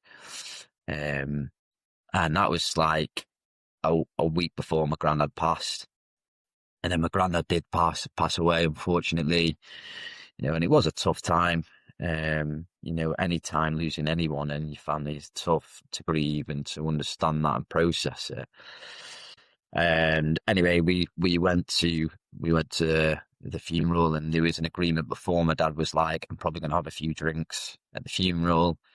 So we kind of agreed. We kind of was like, okay. And I was like, but we're not carrying on with it. It needs to be nipped in the bud. But, you know, your dad's just died. My granddad's just died. I'm probably going to have a few pints because that's what we did. And back at the pub we did, you know, and even that situation, you know, was just, we just ended up drinking, doing drugs and, you know, and like I say, that was kind of like normal. And it's just weird when I speak about it. And I'm not bad-mouthing my family. I hope they don't think that, and I know they won't, but like that's not normal on a funeral to be all doing drugs and drinking together, you know, and not really processing anything. And I think after we that, come back then full circle. We come back full circle then, those coping strategies, don't we? That's we got this fact of negative coping strategies. If you've got a generation of, especially within your family, that find it hard to process their emotions in ways which are healthy, then they're going to use the only thing that they can, which is going to be drugs and alcohol, which are negative things. And to them, they see it as a positive way to deal with things. But when you look at it on the outside, all it's doing is doing damage and masking over the actual issue of what it is. Yeah, ultimately. You know, I heard a quote the other day, it's a beautiful quote, which is like, if we're not taught love on a silver spoon, then we'll learn to lick it off knives. And ultimately it just struck home because I thought that is ultimately like what our families had to do. So we didn't know any other way. So how was we expected to deal with it any other way? So I guess that's the understanding that I now know. But yeah, so after that, he carried on drinking, which unfortunately he did, because he was very much like myself and anyone who's always going to have a bad relationship with alcohol and drugs is you find it hard to stop once you start, and I know that now. So he couldn't leave it, so he just carried on drinking again, and I just thought, here we go again, you know, like. Just the worst case scenario coming in my head, overthinking, just begging him to stop again, you know, like, please just stop, you know, and that carried on for like a week, missing work again. And I remember we watched boxing, so it was this one night and we was watching boxing. He went missing, and anyway, we managed to find him, and we come back and I was like, right, we need to knock it on the head now, no drink. And then for that day he didn't, and we watched boxing and we had a really good night together. We really connected, and he was like, I'm sorry, son, like, and I was like, it's fine, I get it, Dad, but like moving forward, let's not drink. And we had a good night of boxing, and it was a Sunday, and we had work the next day, and I said we was going to bed, and before we went to bed, I read a poem at my granddad's funeral. He was going to read it and he couldn't, so he's like, "Will you read it? I really think I'd really like it if you did." And I didn't know how I felt about it. Anyway, I managed to read it, and he just brought that up. He said, "I just want to say to you, son, thank you for reading that poem at your granddad's funeral. That's a very, very honourable thing to do, and I just want to thank you for that." And he gave me this big hug.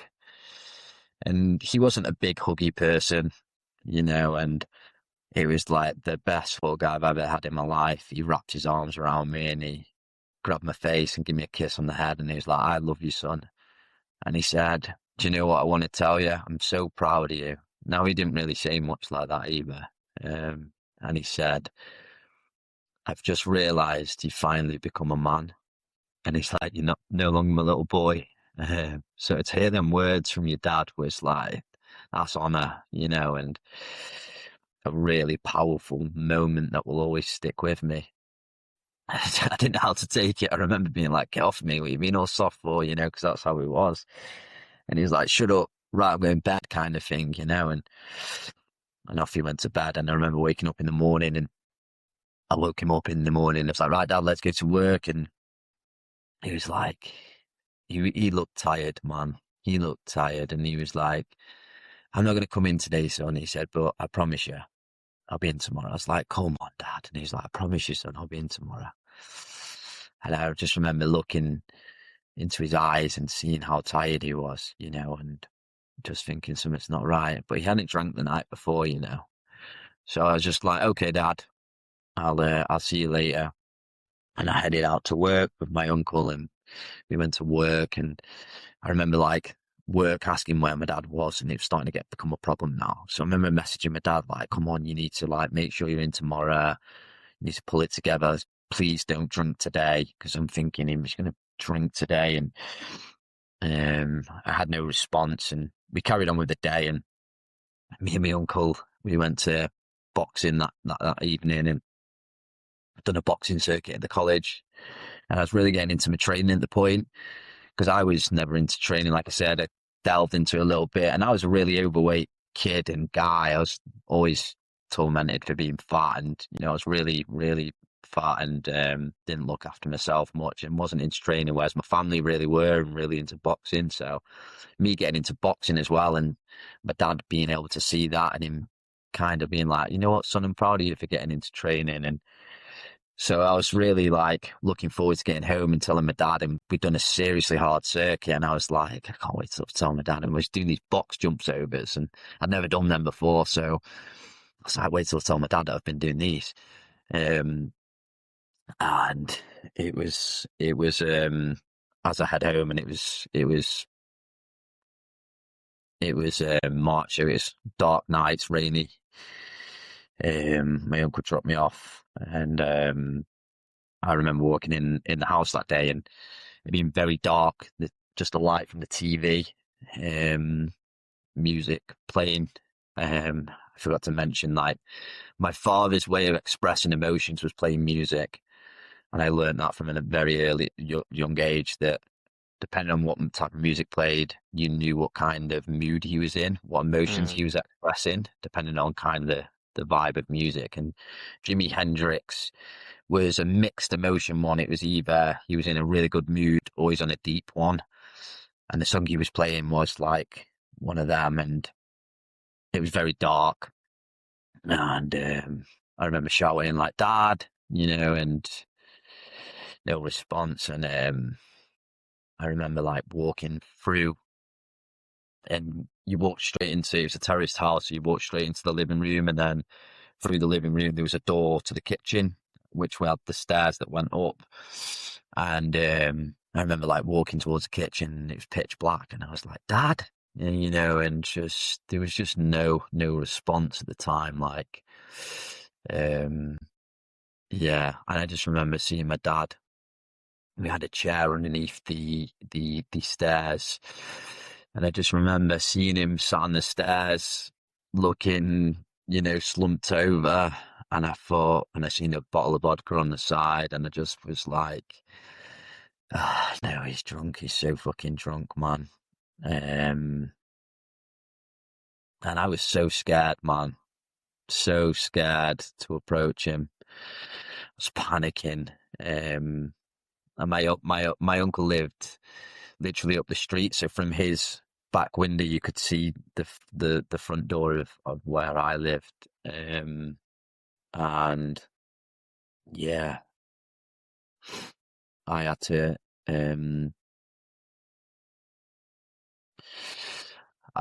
go through that door into the kitchen. And I seen my dad slumped over on this chair, and I remember shaking him and shouting his name, and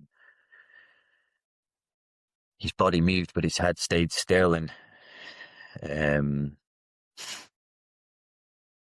that's just when I noticed the rope around his neck, and he'd hung himself. He took his own life.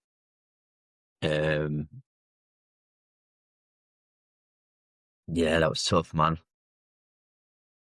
It doesn't matter who you are, that's going to impact and affect anyone. Yeah, of course, man. Yeah. It's hard to go back, sometimes. It's one of them things. Like, I was thinking before I come on this, like, do I go in deep or not, and ultimately, I just wanted to go with whatever my heart told me. Because I want to be very careful of, like, and I just do want to point out, I don't want it to be like a trauma dumping situation, but what I thought about myself was more like, how can I express this? And how can I tell people to leave with vulnerability if I can't do it myself? So I guess that's where the point. I think that's where this is why I try to bring with the episodes and when we have these conversations. Yes, they are. Every person who comes on has trauma, has an element of things they want to talk to in regards to the story.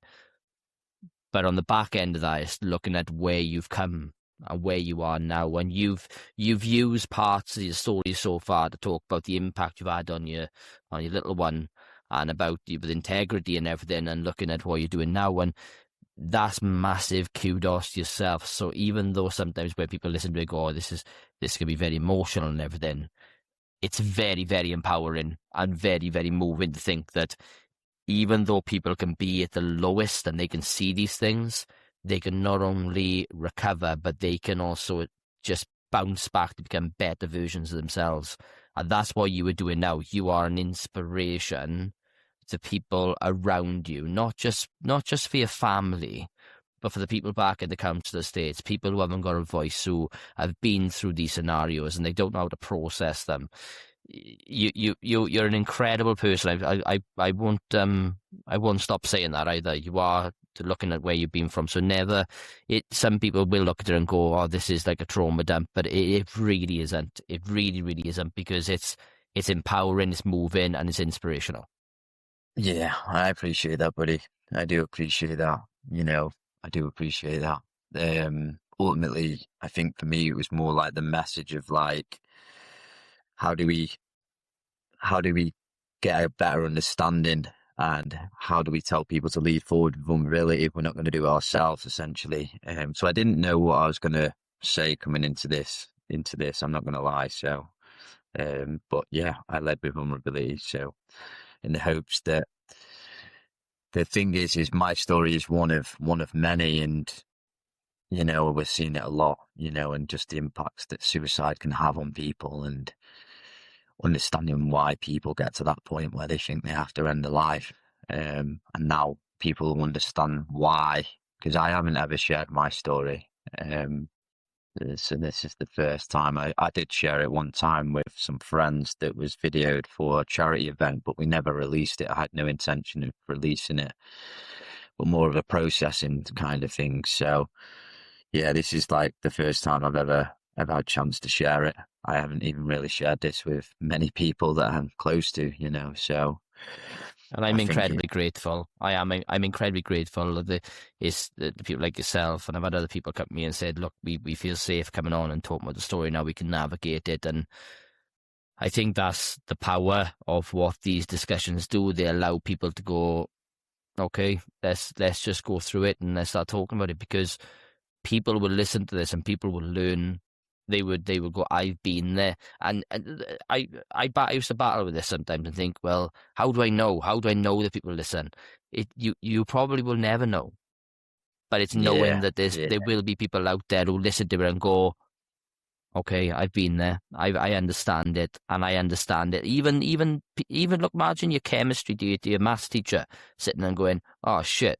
Do you know what I mean? I said that thing to him before. He went through all that, and look at him now. Look what he's doing now. It's validating for you, and it's validating for people out there that they can come open and talk. And it's basically like starting a fire, and then we just start growing and growing and growing and growing, and that's where you are. You're a catalyst, but to a movement and changing forward. Yeah, I appreciate that, buddy, man. I appreciate that. Yeah. So yeah, Was that was after that app. Yeah. So after that app, and what was in regards to your own mental health? Was there a point then, because you were doing so well, but was it a drop off for yourself then, where we come to this point where was it a moment that really kind of come to for yourself really to a passing point where you realize that, oh God, I need to change? Yeah. So that carried on for some time. I went off the rails in many ways, and and I got in a relationship in the end, and I won't delve too much into that. I won't, especially with the woman not being here, but I got in a relationship. The kid's mother, we were in love, and she was a friend from school, and we kind of just reignited an old flame kind of thing, and I had a daughter, a beautiful daughter, Rhea, and she had a son, Kai, who become a massive part of my life as well. So that was another upside, but still just never got over the drugs and alcohol really. So ultimately, what I wanted to do as well with this space is kind of like, I wanted to paint a picture that I'm not perfect, and I don't intend to be, and I want people to understand they don't have to be perfect, and we all make mistakes, and it's how we learn, and like you pointed out before, how we become accountable for our actions and in moving forward. So this relationship was good, and we did love each other for a period of time, and we had a beautiful daughter, but it just wasn't meant to be, and it kind of went off the rails a little bit, and that was tough. That was another tough moment, losing that relationship and a family, I guess, and having to start again. I moved in with her and everything, and then having to start again, and try and raise a little girl, and her son as well at the time, with no skills, no understanding, still all these emotions that I hadn't processed, and still dabbling in drugs and alcohol now and again, and that was it. I tell people, like, that was probably one of the hardest parts for me, was losing that family and then having to start on my own and raise two kids when I didn't know what I was doing, and ultimately losing my parents, who you normally lean on to for that. That was pretty rough.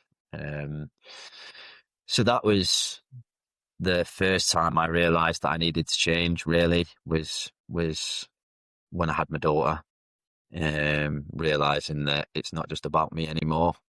Realising that now this person depends on me, and I have this obligation to step up as a man and a father for her.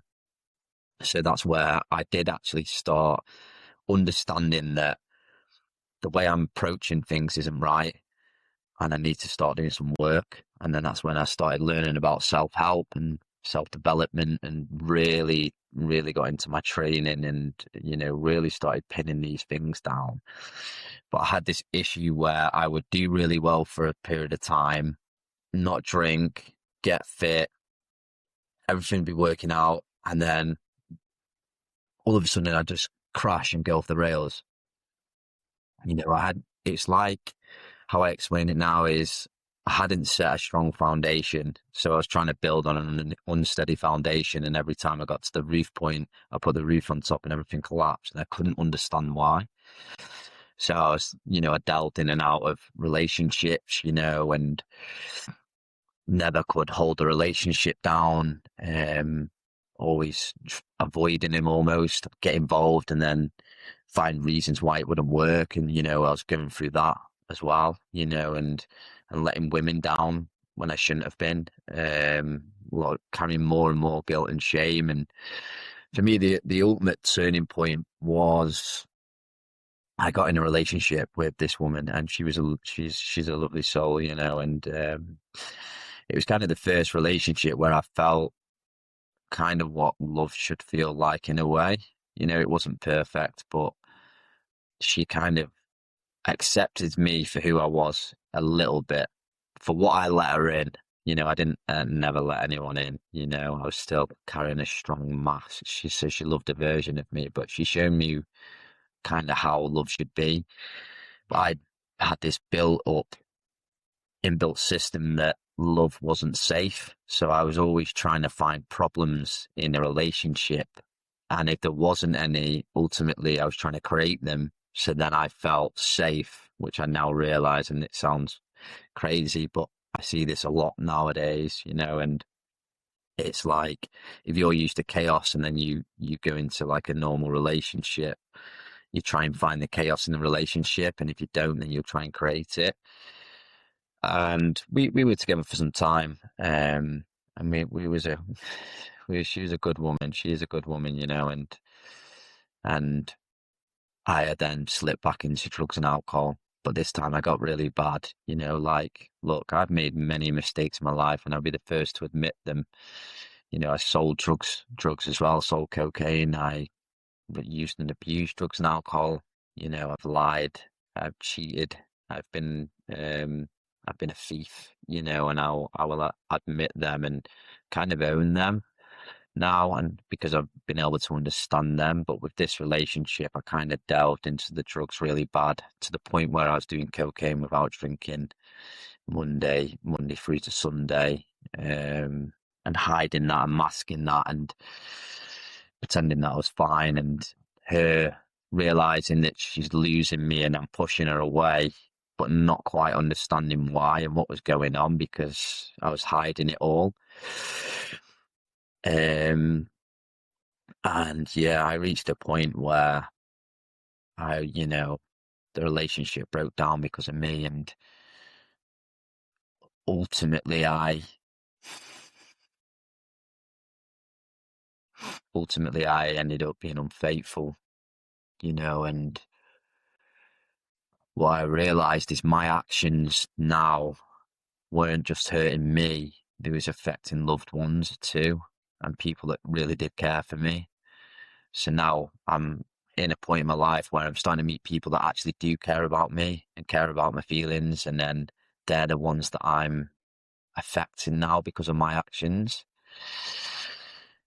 That was tough, because that was like, I'll be honest with you, that was the relationship that made me face myself. I reached a point where like I've really upset this woman, like, like my actions caused her so much pain, and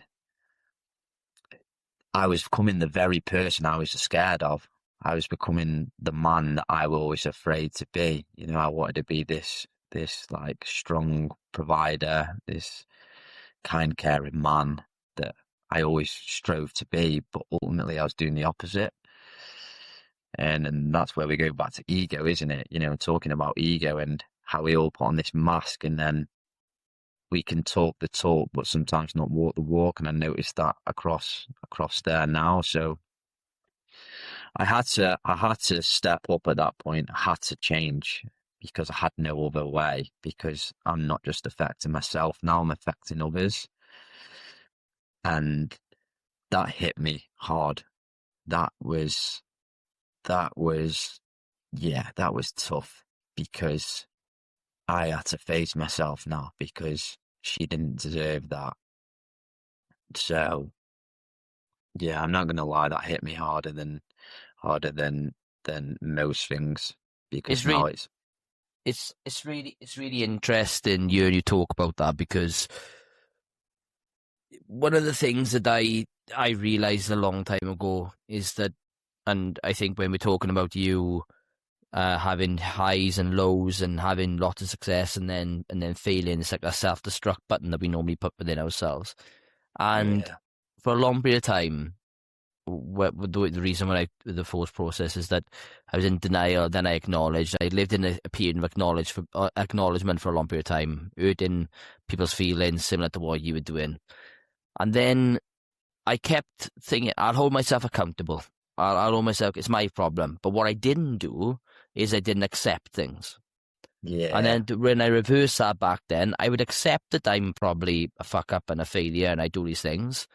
But it wasn't my fault. It wasn't my yeah, fault. And it wasn't mm, until I actually sat there and went, well, wait a minute now. Accountability and acceptance must work hand in hand. Otherwise, we can't move forward. And by the sounds of it, it sounds an incredible amount of what you were at that stage is that your actions, whereas before it didn't impact anyone because the environments that you're in. But then when you have others, people who depend on you and other family relatives or people who love you, you start asking really tough questions of your inner self or those boxes that you locked away. And I think that's where you go, okay, in this situation, what am I accountable for? yes, And then once you find that, then you go, okay, the relationship or whatever has broken down, this has happened, and I'm okay with that. I've accepted that, it's time to move on. But until we go through that process, which so many people don't do it, they really don't do it, they go, well, it's his fault. I said, but how can it be? You can't move forward if you keep blaming that person. And if you don't hold yourself accountable, and you don't accept, you don't move forward. So I just wanted to bring that in because it sounds so similar to what I experienced in regards to that. I had to make sure that accountability and acceptance is there. So I not just couldn't hurt myself, but it was my son, it was my mother, it was my wife, it was all them other people who depended on me. And I had yeah, to make a change for them. yeah, yeah, spot on, mate. Yeah. I think that's something I share as well. It's funny, we was discussing, wasn't we, about frameworks, and I find it very, very interesting how the framework I've kind of tried to put down on paper like really, really resonates with yours. I think yours is brilliant, and that is what I want to try and get across. Is like ultimately we can make mistakes, but it's when we don't learn from our mistakes that they become a problem. But yeah, the key thing is acknowledging what we've done wrong. How do we step out of this idea of victim mindset of, well, my mum and dad passed away. Well, yeah, they might have, and that might have happened, but now that isn't the reason that you're hurting others. So then I have to acknowledge what I'm doing is wrong, to firstly understand it and bring it aware to my attention. Then what you said is spot on, is then only then can that accountability come. But why acceptance is so important with accountability ultimately as well is, how do I accept the very thing that I've done, but I'm held accountable for my actions, where then you can delve deep into it, which is what I learned is, right, I've done this very thing that I can acknowledge. I can now be held accountable. Yes, my mum and dad may have took the life. That's what I can accept, why I took them actions, but it's now my job to move forward differently and change the outcome differently. It's If putting the two together that is key. So I do agree with you on that. I'm filling up on people's account just because to hear you articulate that in a way that, and someone who's using, we had this conversation back about 2 weeks ago, and you rang me and you were like, Sam, I'm really sorry, I don't want to, and I was like, you were talking about my method is similar to yours, and I'm just like, for me, Yeah, it's amazing, and that you have found something. Yeah, it doesn't even matter if it's like around the same as what I've kind of discovered, because yeah, that's how I process things. And yeah, if that works for you and you process it and you can share that with people doing your way, fucking crack on, but because literally yeah, man. inside, the amount of emotions, the way you articulated it then is exactly how people who I'm talking to about are talking about it, but I don't hear it in the way that you articulated it. So it is so important when we go through that process. And on top of that, then some people might accept an issue and hold themselves accountable. Yeah. But there's a real secret period after before we get the point of empowerment. And that's like the stabilization. It's that moment where you go, right, okay, I've held myself accountable. I've accepted the problem. Right, now I'm going to go out and change the world.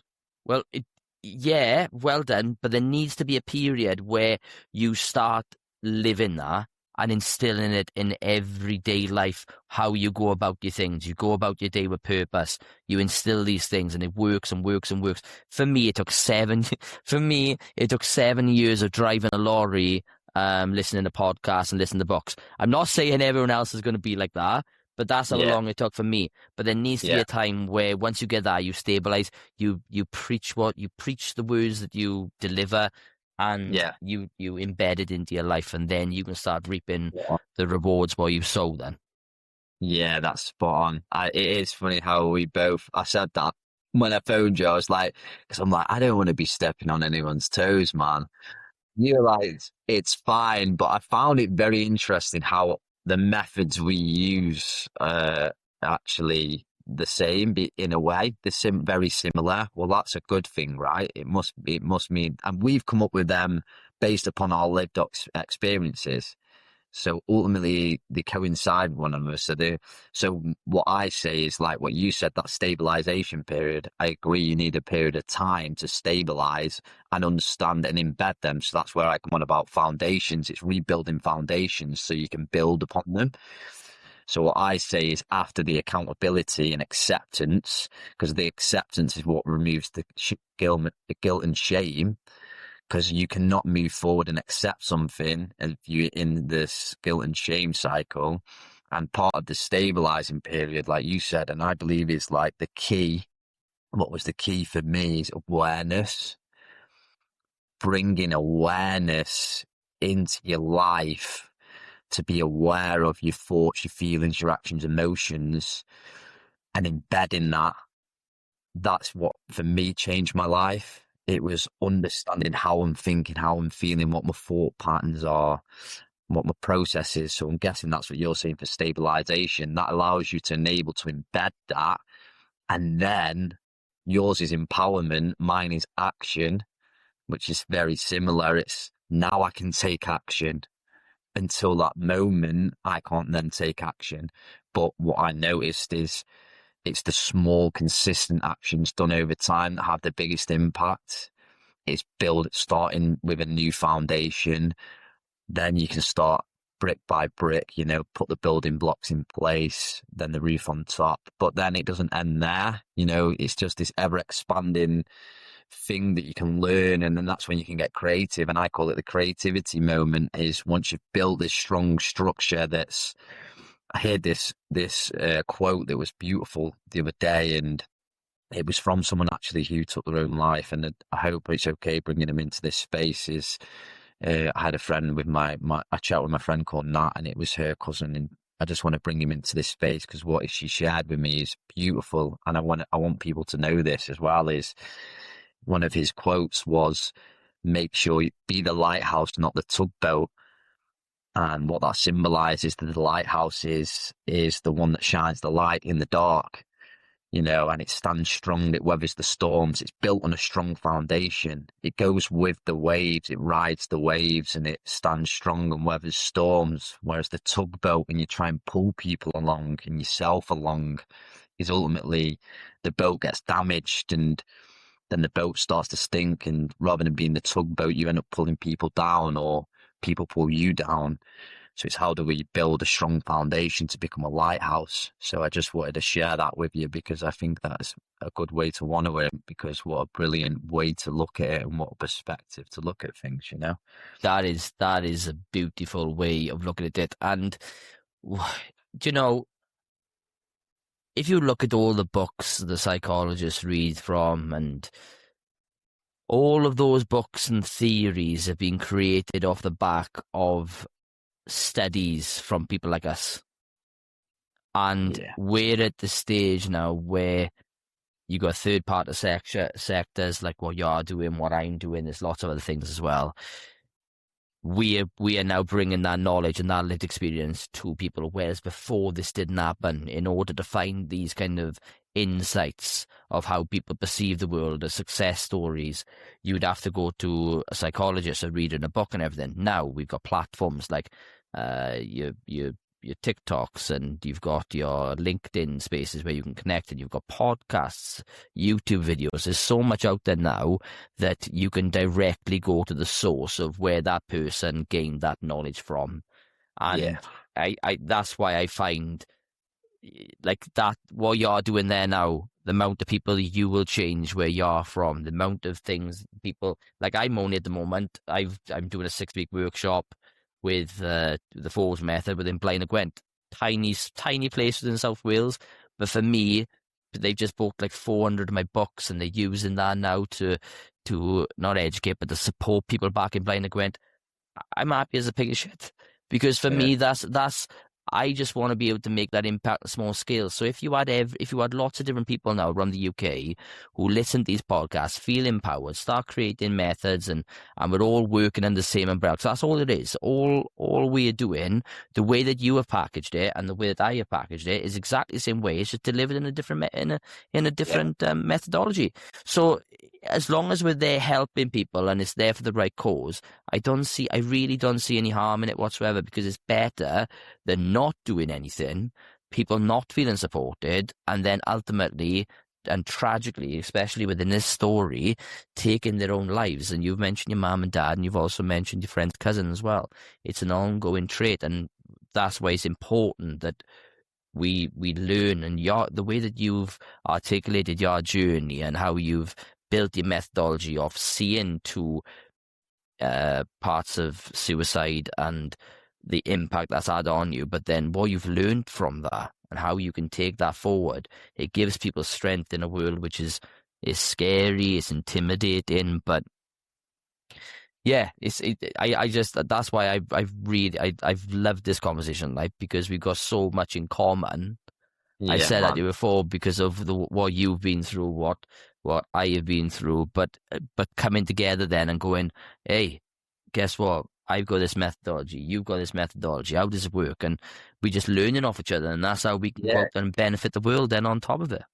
Yeah, and that's the message, and that's what I learned, and that's what the change was, and what I try and deliver now. And when we're talking about ego, is like, admittedly, part of me a few years back when I did start delving in, and with a charity called Mental, which I just want to shout them out because they're a great charity and helped me out massively, which is like a men's peer-to-peer support charity, easy, accessible.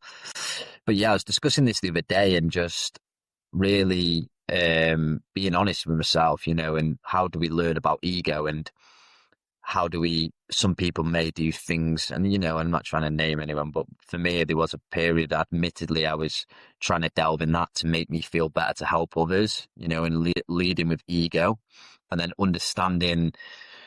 Now I've actually genuinely reached a point in my life. I was talking to my partner about this.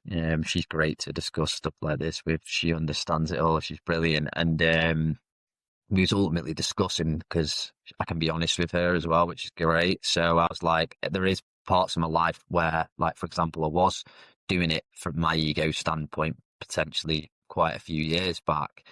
Even like the gym, for example, doing it to look good because I didn't get the validation when I was younger, because I didn't look good and I was overweight. And what ultimately I'm noticing is this common theme of seeking for validation. And why I know this time it's a lot different is I'm just leading with what worked well for me. I don't need to validate anything. I don't need a pat on the back. I'm not doing this to feel proud. And like what you said, if I can change one person's lives or help and be the light for one person, then I'm done, But what I'm realizing is there's a lot of people out there struggling, and how can I use my experiences to really reach them people, to understand that if we stop operating out of my theory is, doing a lot of research, is a lot of people are operating from survival mode. And how do we get people out of that fear survival state, especially on like estates, and show them that change is possible? It isn't this glamorous, pretty thing. You'll vouch for me on this, Sam. It's the small, consistent actions done over time. It's facing yourself. Like, I've been in many fights, been the tough man, and the toughest thing I'd done was sit down and stop running. Ultimately, when you can run and run all you like, one day you're going to get tired, and that's the dangerous moment. But stopping and turning around and facing your demons is the toughest and the strongest thing you'll ever do, is to understand them. And there's this concept I have with demons, and when I turned around, I realized I had loads. I had some of my own and some that had been passed on to me, and I had this great concept that in the things you fear the most, in the darkness is where you'll find the most light. And how when I actually turn around and embrace these demons, they're not as scary as you think. It's scary at first when you're looking into them. And I was talking with a partner, my parents being my scariest two demons, but they were my most beautiful ones. And all they wanted me to do was to face them with love and compassion, and embrace them into my life again. And that's something I've learned, and it's something that works well for me. And then that enables me to now smile about it. I've never been able to do that when I talk about my parents, but I can really do all that now. Faith as well. I do want to put that out there. I hope you don't mind me talking about faith. And no, it's your story, but you say what you want. Yeah. Faith. I've always believed in God. I've always prayed, and I've always believed there's been this God, whether you call it the God or universe, the powers of the universe, Buddha, whoever you want to. I think religion is just a boxed up concept, but I've always had this idea of a creator, and definitely later on in my life, and how I utilize that. And ultimately that is for me what meditation is, and prayer and gratitude, and going down this realm of spirituality is an amazing experience. It's a life-changing experience to understand. Well, it is for me. I'm just talking from my point of view, is, so all these combinations of things that now these doors have opened for me, and things have been able to change, and how I view things. And ultimately what I wanted to get across as well is it all changes with your perspective. I was saying about like what I do with my daughter, I do that with myself even when I don't have my daughter, is waking up in the morning and realizing what we've got grateful for. We live in a society that's chasing, but just waking up in the morning is such an underrated blessing. Like, to step out your bed and to have a roof over my head and clothes on my back and food on my table, and them little anchors of gratitude is reminding ourselves of how grateful we are for what we've got, because ultimately it can be gone in the blink of an eye. And that's why perspective is really important. So they all align, and ultimately it's like I said, it's not always pretty. It can get lonely. It can be tough. But, if you're just hanging on there and implement these. And I was speaking to a friend the other day, they were saying, like, how do you go through all things like that and then just still have a smile on your face, and that's the shift in perspective ultimately, mate, is how do we understand that life is a gift, that the ultimate thing, what I was doing and what I've learned is, if we stay stuck in the past, we bring the past into the present moment, and the past becomes our future again. And it's this vicious cycle we call generational trauma. And one thing I set out to do is break that chain of generational trauma. My family call it the Lowe curse. I call it generational trauma now because I know what it is, and I want to draw a line in the sand so my daughter doesn't have to go through anything I did. So that is my ultimate goal in life. And with that has come a shift in perspective, and life is a gift. And how do we become aware to be coming to the present moment?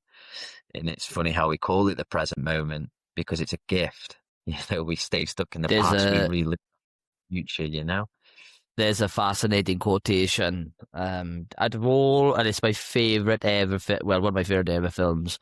I think I've said it before on the podcast, Kung Fu Panda, Master Oogway Turtle, and he says, yesterday is history, tomorrow's a mystery, and today's a gift, hence why we call it the present. Moment, yes. And it's just bang on when you think about it. People look at me and they go, why are you always smiling? Why are you always laughing and stuff?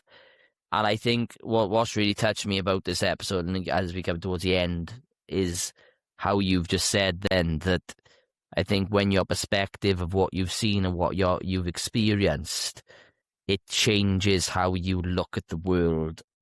And there's been a lot of crap that's gone on in my life. I don't know if about you obviously been through a hell of a lot as well. If someone said to me, would you change anything? I don't think I would. For me anyway, in regards of, you're in a different situation, your mum and dad, obviously you would want your mum and dad to still be around. I understand that.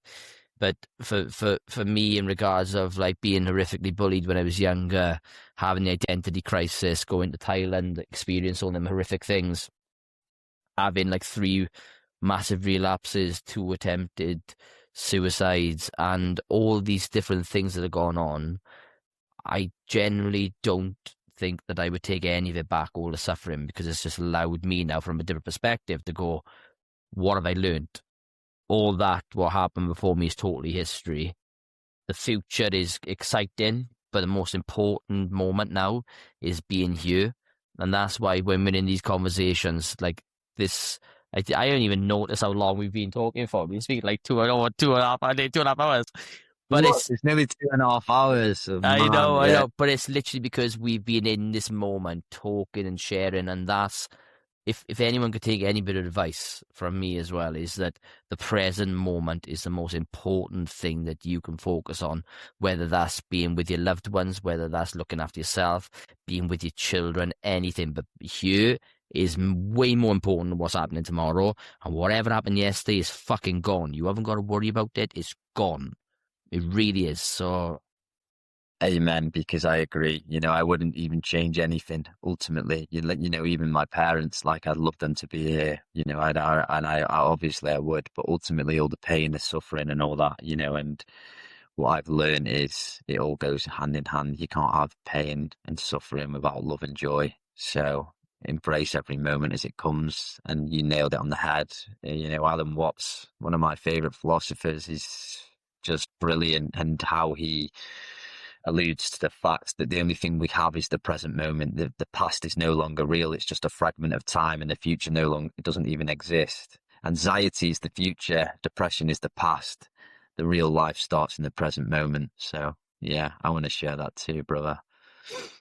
When people are engrossed in their story, it's good for that person to finish off by saying, if they were speaking to the younger selves, or they're speaking to people back in the States, or they're speaking to people who are in the situation, what would your message be in regards of what you've been through and what people could learn from yourself and what they can do to get themselves out of that situation? Because I think that's when people tune in these episodes, they don't want to listen to me cracking all the time and talking about what I can do. They want to be listening to incredible people like yourself talking about what you've been through. So, yeah, the floor is yours.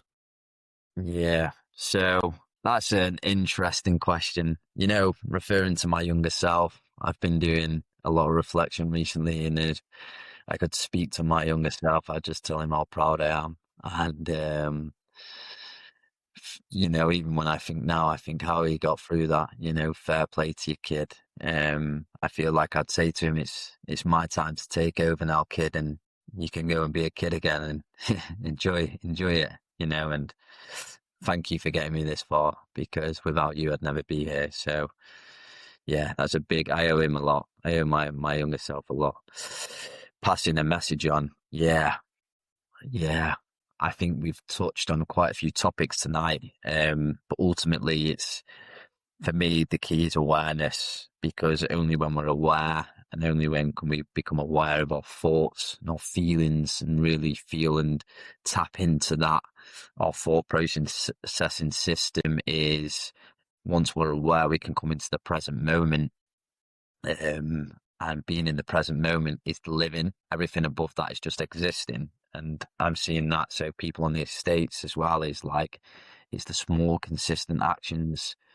And the best piece of advice I ever received when I was questioning myself, doubting myself, thinking I'm this bad person, I've done this. And the best piece of advice I received off a friend, a very good friend of mine, James Wilde, he said to me, I remember when I was going on about it all, he said, we all make mistakes in life. You've done wrong, and we all make mistakes. It's about learning from them mistakes and learning the lessons. But you've also done good in your life, and you've also done a lot of good things. He said, but this is the best piece of advice you give me.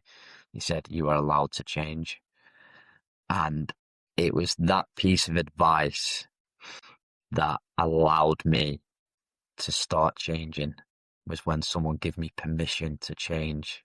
We don't have to be this person and live up to other people's expectations and judgment of themselves that they place upon us. And that's what I was doing. I was living my life based upon other people's expectations and judgments. And when we come into the present moment, we can live for ourselves, and change is always possible, and you are allowed to change. So never forget that. Amazing. Do you know, just by being present in this conversation, people will be listening to this, and the following is getting bigger. People are listening to the podcast, and people are listening in their cars, or they'll be listening at home, or YouTube, or any of the other platforms as well. And they'll all be saying the same thing, how fucking proud they are of you. And I'm so proud of you, and I know, without making you emotional, I know that your mother and father will be incredibly proud of the person you've become now. And it has been an absolute privilege, honour, and what we've talked about today has changed me. And that's the kind of feeling that these conversations have. They have these feelings that we get to know people like yourself who have been through incredible hardships, but have come out with this just mental clarity and awareness of themselves and how they're using their pain to change the world. And that's an amazing place to be part of. If you show your vulnerabilities and you are there making a difference in the world, then we are one giant network. That's the message, brother. That's the message. And I appreciate you having me on. It's been an honour. So I appreciate you holding space so well as well, man. So thank you for having me on. Not a problem whatsoever. So this is the Forge Within podcast. We have people coming on talking about real stories about their mental health, about how it's changed their lives. And as you can see from tonight's episode, we are changing the stigma around mental health. So until next time, I'll see you soon. Thank you. Bye now. Bye.